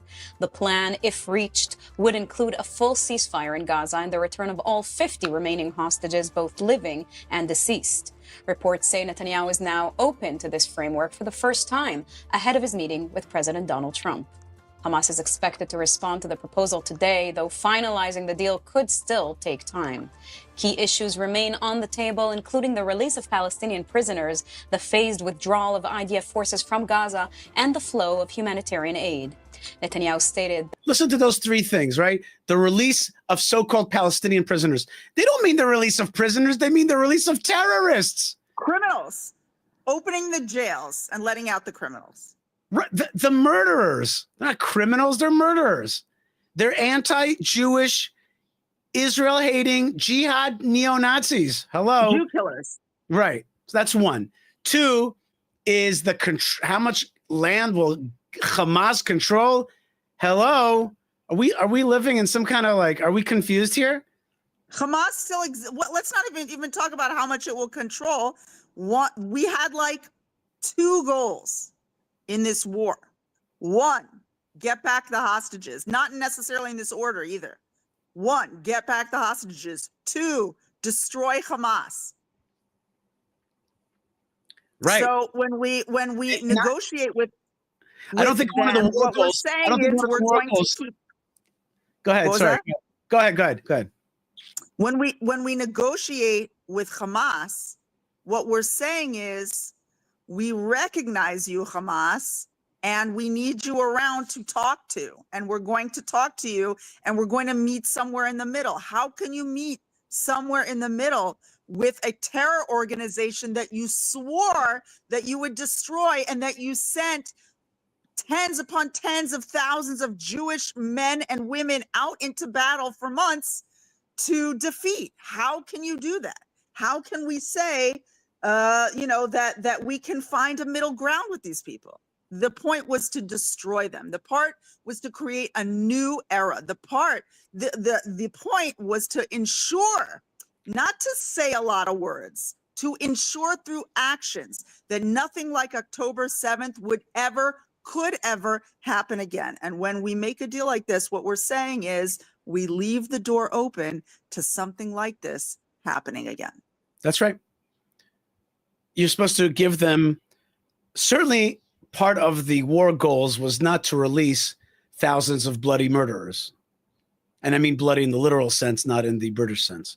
Although you could read We've that. literally taught them how to manipulate us. Right. If you take a Jew, you can get 1,000 Arabs for that.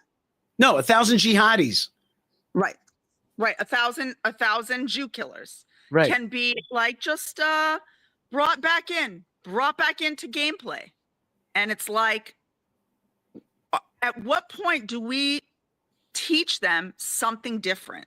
At what point do we teach them that we are rising lions, and that you cannot come against us, not ever again? Rising lions. I would take. We're not like suckers, like come on. Yishai, I have to say, and there was, wait. There was 3 points. The first one was, the release of terrorist prisoners. The second one was how much land will Hamas control, if they will control anything. And the third one was humanitarian aid. Hello, do not send them aid at all, because they still have our hostages. We're still at war, and that's in the minimum. They're literally at war with you. They literally are holding your people that you're like crying about. So why are you feeding them with thousands of tons all the time? It's just I'm so laughing, absurd. Yishai. I'm laughing not because what you're saying is funny. What you're saying is so true, and it's not funny. I'm laughing because the moment that we let in the first truck of humanitarian aid is the moment that we set the stage for exactly this deal that we're talking about right now. When we feed the guy who's punching us in the face, we keep him alive, we keep him punching, and we really we punch ourselves in the face. Like, we get ourselves punched in the face. And it's terribly sad. At the same time, we can all feel, and we can all see through the news that Israel is no longer fighting this war. There is a war, and it's going on, and there's soldiers in Gaza, and every day we're lighting another memorial candle because another gorgeous 19-year-old boy is being extinguished from this world. God forbid, not anymore. And you got to wonder, what should we do if we're not going to do war in the way that we should do war, which is a pretty simple way, but a way that it seems that this administration is just not ready to do? Then what's the alternative? Do we just keep going the way that we're going? What do you think, Yishai? What is the right way to proceed, knowing that the Netanyahu administration it really seems though that the Netanyahu administration is not willing to fight this war the way that it should be fought in order to actually win. The goal is not to win. So what should the next step be aside from fight this war for real? I think that this administration has done miraculous things, and that those miraculous things have included a real turnaround from, except in one field, but a humongous turnaround from the 7th of October. The 7th of October, the chips were really down, and the administration actually should be brought to task for allowing such a thing to happen on so many levels. At the same time, in the last almost 2 years, they've done miraculous things. They really have mostly defeated Gaza. They really have mostly defeated Lebanon and caused the destruction of the Assad regime. Then they smashed, Iran, really blackened both their eyes, minimal. So there's been a lot of important and beautiful things that have achieved. The one field that they have not achieved much success in is the global influence field. Israel's global name has been muddied, and I think our enemies were much more prepared for that, and I think that we are still not prepared properly for that. In some ways, Malka, I think that this administration is doing the best that it knows how, and yet it is a little bit bankrupt from bigger ideas. It's a little bit like that elephant who was raised chained and still believes that a little chain will hold it. They just do not want to look at the big picture in the face. And so they've achieved great tactical successes. And I'm thankful. I'm thankful for those tactical successes. I think we should all be thankful for those successes. But at the same time, we have to keep doing exactly what we're doing right now, which is talking about a bigger vision, a sensical vision. It's so sensical to just hold on to this land, be the sovereign, give pro-Israel Arabs or whoever residency. Jihad has got to go. And really an unapologetic, clear mandate to hold on to our land, push back on bad guys, certainly don't give them anything, and don't negotiate with them because there's going to be nobody to negotiate with. We're just not there. We still have this sick idea inside. There must be some kind of German word for like keeping your enemies alive, like Schnubbenfrachen stehen. Like some weird like word that means like, yeah, we almost want to destroy enemies, but we kind of don't do it at the very end. There must be like some weird, word in some language, but just like they have a word for the feeling that you get when you see your enemies suffer. It's like what is the feeling that you get when you almost want to take your enemies to the end, but you don't want to finish them off totally. So that is definitely a problem. But at the same time, I'm also grateful for what it is. I'm grateful for what it is. I a little bit accept for what it is. And I'm personally working for 10, 20 years down the line. That's the way I think of it. And I think that day will come because it just makes sense. And this way of hitting your head against the wall, doing the same thing again and again, will lead to nothing and will lead to disillusion and depression. At the same time, the state of Israel, has done a lot of beautiful things, and we are living here in this land, and there's joy in this land. There's children being born in this land. There's Torah being learned in this land. There's brilliance, God's ideas being channeled into this land. Jerusalem is being built. And so, there are many good things to be thankful for and many things to strive for in the future. Richard, I think there was a piece of me that thought that maybe the Netanyahu administration was working so that our children wouldn't have to draft, right? And it's a major letdown to understand that he's not. Maybe there's something I don't know, okay? But it's on the face of it, it seems that he's not trying to lead us into a future of peace. And I don't mean peace, Shimon Peres on the lawn of the White House. I mean peace where everyone flourishes, the Jewish people are strong, the Middle East is balanced, and good people can thrive. I want to put up a little comment Steve writes, you don't have 10 to 20 years. Wake up, Israel. Return to Hashem and his covenant. You know, Steve, I agree with the latter part of the sentiment, which is return to God and his covenant, but we don't have 10 to 20 years. You know, Steve, I'm not sure. I don't know if you may not be 20 years. authorized to Right. make that statement. No, it's just check in with silliness. the It's just total maker of silliness. time. We do Yeah. have 10 to 20 years. We have to stop thinking that we don't. We're going to be in a process. The Jewish people are coming back to the land, and this is an eternal people and an eternal city, Jerusalem, and it would be great to rush forward, but seemingly it doesn't work that way.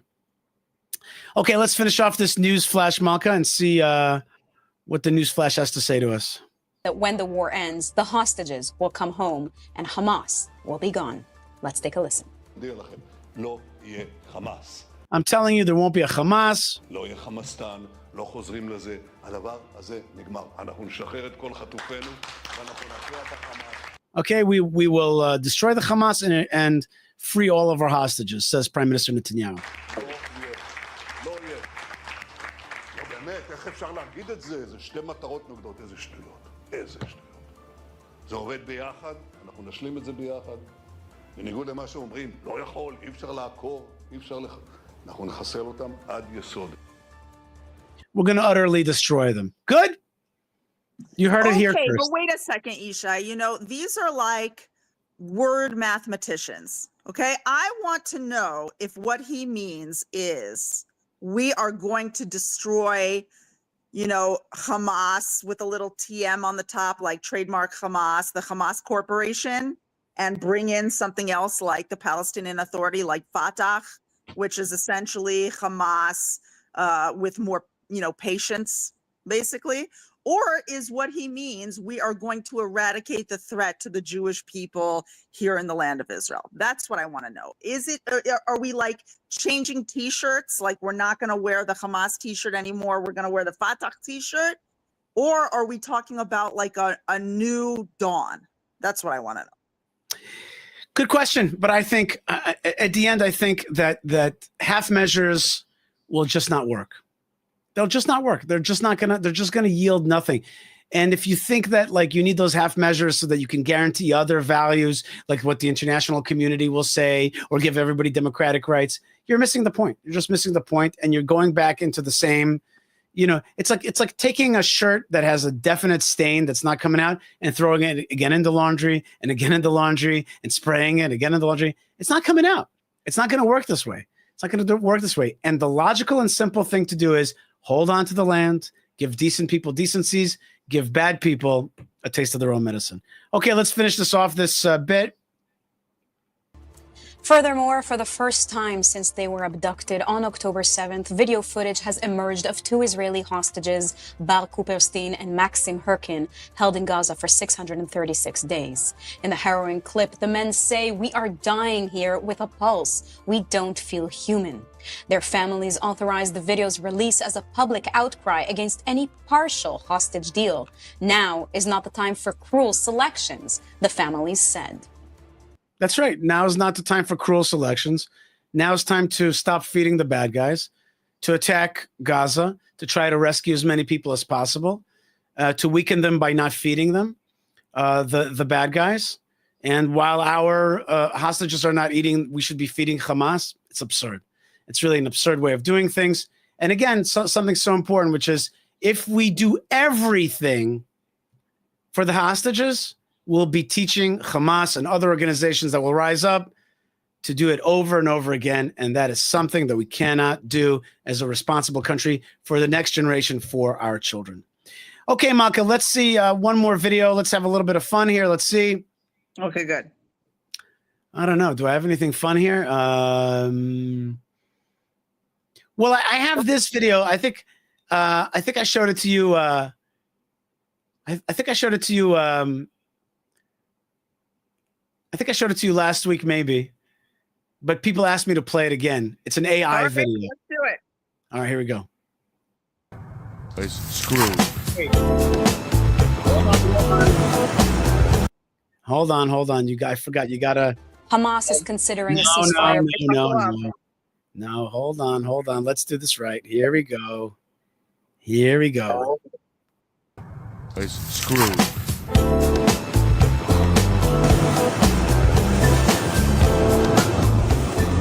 Where is the shipment? The shipment is here on my boat. Can you deliver? Of course I can deliver.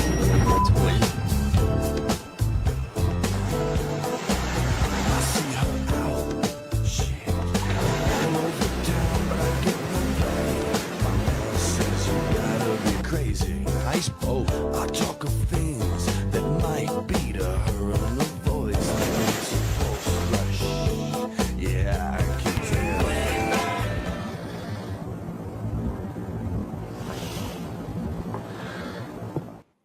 Okay, what'd you think of that one? Yeah, you like that one? 10 out of 10. We got to beat the bad guys back. It's not my style. It's also a little bit like last week's news. Yeah, in the I said sense that Khamenei already came back out. I don't know if you saw a video. He came back out to whatever is like the Iranian Knesset, and they were doing their, I don't know, they have some like fist raising little chant thing that they did when he came out. And I was very angry at that.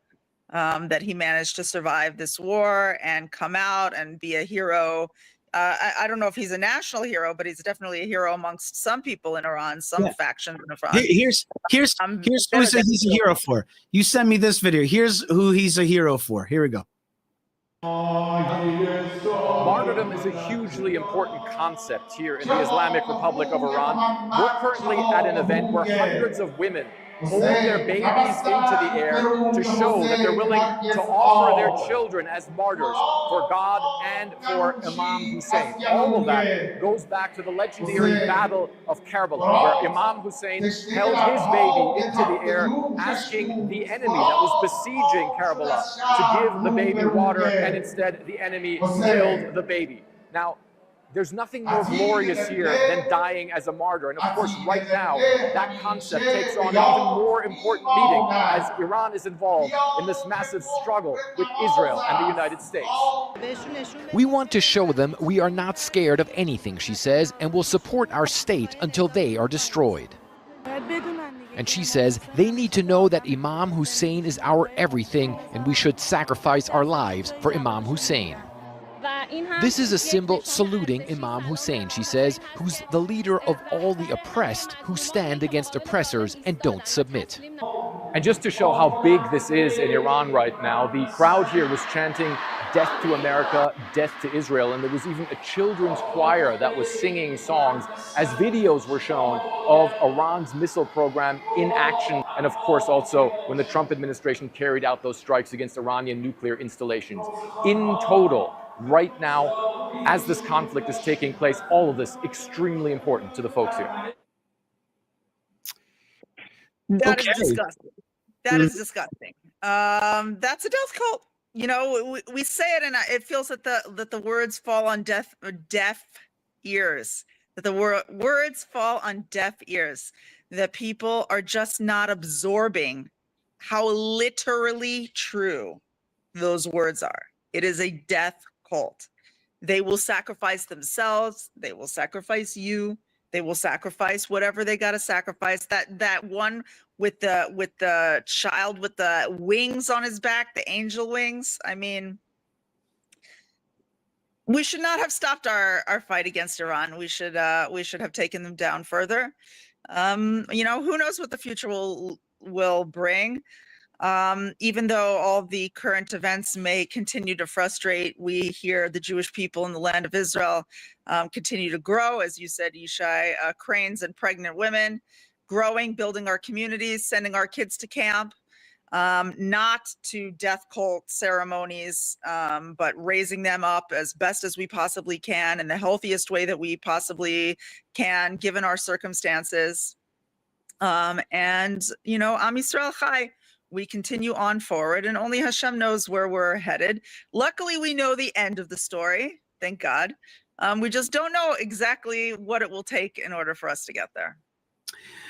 Maka Fleisher, you know, when we do this live show, we have right now thousands of people watching us, and we have people from all over the world that are blessing us. First thing, one of the ways that people bless the show is through super chats.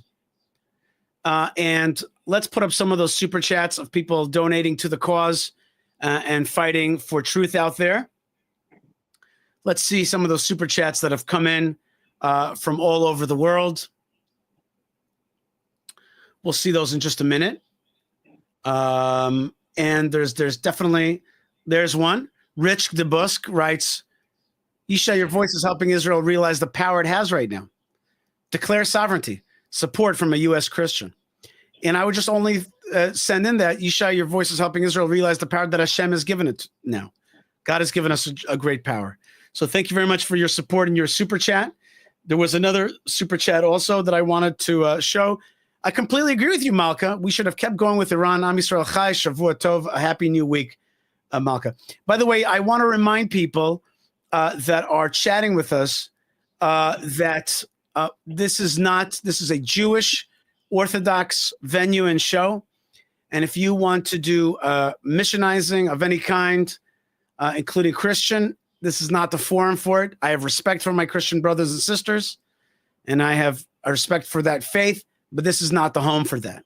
And I don't want this our live streams to turn into a religious polemic. You want to talk Christianity? There's many, many other venues to talk Christianity. You want to talk missionizing? Wrong place. We're not going to tolerate it. And so, God bless you guys and respect. But remember what the show is about. We're Orthodox, Jewish, Torah-based from the land of Israel. Okay, let's see that other comment. Yo, I'm in the Netherlands. Worst of all the diaspora. Very sincerely doubt you're going to give me a shout out. Oh, what does that mean? Here's your shout out. Shout! Shalom, blessings from Queensland. Thank you from Australia. Thank you, Teresa. God bless you. God bless you out there. God bless you all over the world. God bless you from Texas. That's right. God bless you from all the places that, and from the UK, we have blessings. And from all over the world, we see a lot of blessings. There was a few comments also that I starred. Let me just see. Let me see. Oh, check this out. First thing we have, Ugly Boy became a new member. Thank you very much. That's very nice. And also, Sandra says, we have been trying to fight the propaganda by being rational, explaining, but no one is listening. Because it's not just about rationality. It's also about Jewish strength. When we're strong, people understand just fine. Go ahead, Malka. Right. And I just want to say that if you look at how the enemy's strategy works, it's not based on rationality at all. It's not even based on thinking. It's based on feeling. It's based on images that pull at your heartstrings. It's about, and that's where they put all their propaganda effort. There's so many videos that I've seen of women like getting dressed up in ragged clothes and blood and everything so that they can go out into the ruins of Gaza and take their suffering video, so that they will push forward their narrative. It's not a bunch of like PragerU explanations of, justice and who did what and why, 4 reasons we have a right to X, Y, or Z. It's all visceral, clickbaity, what's like outrage videos. Rationale. And this is, I think you're touching on something that is like a sore point in the Hasbara experience. Hasbara is the conventional effort to explain and promote Israel in conferences and in relationships and online. And it's like we keep trying to use the same tool, which is rationality, making a list, explaining why we're okay and why we have a right. And it doesn't work, and it continues to not work, even though you do have to bring in information. But we are seeing this whole conflict through our lens, and Jews are actually very rational. And we're arguments based, and we're discussion based. Discuss it out, talk about it. And it's when it comes to the international community, by and large, it just doesn't work. For example, somebody wrote, Israel's not cool amongst young people because young people love a cause. Facts are difficult to establish. But my favorite comment of the day is this one, Malka. The most sinful of Jews is the Zionist. I like that. I like that one. Okay. The most sinful of Jews is the Zionist. Thank you. Well, I would say, can I please have that back? Thanks. I would say quite the opposite. I would say it's actually the most exciting of Jews. The rebuilding of the Jewish land, the ingathering of the Jewish people to the land of Israel, Zionism. Zionism is a big, bold, beautiful word. What's that? What's the big, beautiful bill? Is that what they call the Trump bill out there? I think we should like totally use the word Zionism, bug them to no end. I am a Zionist. Zionism, Zionist, Zion. like I am. I'm so like, like the reason I like this. Obviously, it's the Jew that bothers them the most. That's for sure. Like it's the Jew that gets under their skin the most, which makes it interesting. Exactly. Like if you're a Zionist today, you've like pissed off like 1 billion people today. Like go with just by waking up. Yeah, you Congratulations. see, Coach John says I'm a Christian Zionist. Well, good for Nice. you. That's Thank great. you, Coach John. Thank you, Coach John. That's great. And that's exactly it. Like, you know what? Here's your homework assignment. I want you to say something to somebody today. Here's your homework assignment out there. I want you to say to a stranger, I'm a Zionist, because I'm a Zionist. I want you to say, okay, that's what you got to do. Here, CAJ says, I'm a redneck Zionist. That is a t-shirt. That's a t-shirt. That's a t-shirt. I'm a proud Kufar Zionist, says Ugly Boy. I like the redneck one. Let's put that back on for a second. I'm a redneck Zionist. That's right. That's exactly right. So here's what I want everybody to do. Everybody that's listening to me, this is your homework assignment. You got to go somewhere at the cash register, at the coffee thing, at work, with the neighbors. You just have to be like, I want reports back. I want somebody to just say to me, like, I just want you to say, like, just be like, yeah, because I'm a Zionist. I want you to say it to a random stranger or to somebody you've known for 30 years. Just want you to say it, be like, yeah, because I'm a Zionist. Because I'm a proud Zionist. I'm a redneck Zionist. I'm just because I'm a Zionist. I love because I love Zion and I'm a Zionist. I just think that Zionism is this biblical promise coming to fruition in our time. I'm a Zionist. Say it and just annoy them. And especially when you meet somebody who you may suspect of being the other side, just be like, yeah, because I'm a Zionist. And I want them to learn that word is not a bad word. Like you're not going to say that and be like, you're not going to sully that word. Like you've sullied so many things. You're not going to sully that word. You're going to, when you use that word, you got to know that that's our pride. That is our pride. And we're very proud. Okay, Malka, we're proud. Okay. That's right. Scott says, I'm a Roman Catholic Zionist. This is awesome. There's so many t-shirts. Please put that back up. Please put that back up, please. I want to see that. Yes, I'm a Roman Catholic Zionist. I want to say something about that. We've waited like 2,000 years for this word, for these three words together. Right. I'm a Roman Catholic Zionist. We've been waiting for 2,000 years to hear from Scott to say that. Okay. Thank you, Scott. You just fulfilled some kind of like thing. You just like fixed something in heaven. Like the world is a better place because you put those three words together. Okay. You have fixed the world. Okay. Joni says, I'm a Puerto Rican Zionist.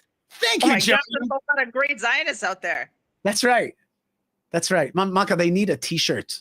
They need a shirt. They need a hat. I'm going to work on this. That's right. Beautiful. Joni, thank you so much. Puerto Rico, the shining star. FOB says, I'm a Jewish Zionist. I'm a Zionist. Yes, you are. But I do want to add one little caveat, my dear friends. Zionism is not just supporting the land of Israel. It's being active in the rebuilding of the land of Israel. It's an active stance. It's not just waving the flag. I want you to make a decision that now that was the public facing thing. I want you to say to somebody, I'm a Zionist. But inside, your homework assignment is for this week is to say to yourself, but I'm an active Zionist. Well, they're listening to your show, right, Yishai? That's passive Zionism. I want you to say, I'm an active Zionist. I'm going to take, we'll read this in a second. I'm going to take a step to help build the Jewish state. I want to be part of it. And if it's, I can only send money, fine. If I could host an event at my house, fine. If I could buy a bottle of wine from the land of Israel, good. The point is to be an active Zionist. So outwardly, I just want you to say, outward facing, I just want you to say somebody, a random person, yeah, I'm a Zionist, because I'm a proud Zionist. And inside, I want you to say, I'm an active Zionist. I'm taking a step to be part of it. All right, what was that? What was that message from Nigeria, please? I'm a Nigerian Zionist now, always, and forever. Bezrat Hashem. God bless you, Coal Farms. Thank you very much from Nigeria. Very good. And Africa stands with Israel, and so many places in the world stand with Israel. All right, folks, it's been great to be with you. Please remember to like, subscribe, comment, check out our shop that Malka's in charge of, and do super chats. Don't forget that. Says Effie Dude 613, I'm a Zionist, proud and happy living across the green line in Israel, despite Google insisting on calling it Palestine. It is not. Okay, so that's big Zionism in the land and building the land. Thank you very much, Effie. I want to finish off the show and to thank everybody for being here. I want to thank our producer, Yo, for rocking it, and our other teammates like Nathaniel, and also, of course, Malka and Noam, Dr. Noam and Dr. Einat Wilf, and Moshe and David and all of our teammates for being part of this effort to get out to the world and sending it. I want to thank all of you great Zionist pro-Israel fighters for Israel. Samantha says, thank you both so much. Amazing as always, Baruch Hashem. And I want to thank the technology that allows us to get out to the world and to talk with you and for you to talk back. It's an amazing merit. It's an amazing schud.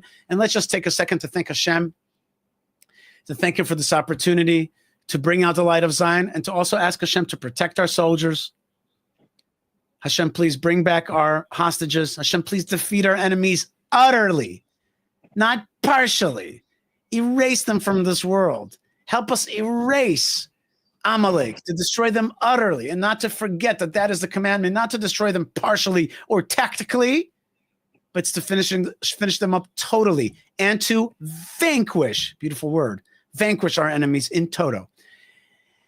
And Hashem, please fill our lives with your light. Please enter our homes. Please bring us closer to your service. Please remind us that it's not about ourselves.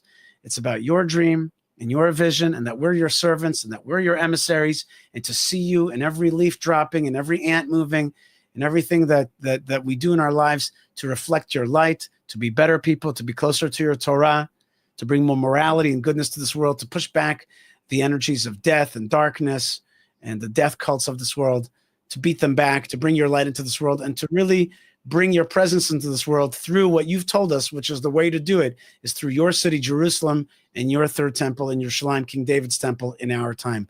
God bless you, folks, wherever you are. Malka Fleisher, thanks again for being with us. We're going to have more great stuff on this channel, Yishai Fleisher TV, Bezrat Hashem. God bless you. Happy July 4th to those Americans. Happy 49th year since the Antbi miracle and the forces of Israel that liberated. May we liberate our hostages in the same way again, through strength and through valor and through God giving us the light and the power to overcome darkness. God bless you, folks, wherever you are. Lots of love, lots of blessings from the land of blessings, and shalom. Shavua Tov. Happy good week.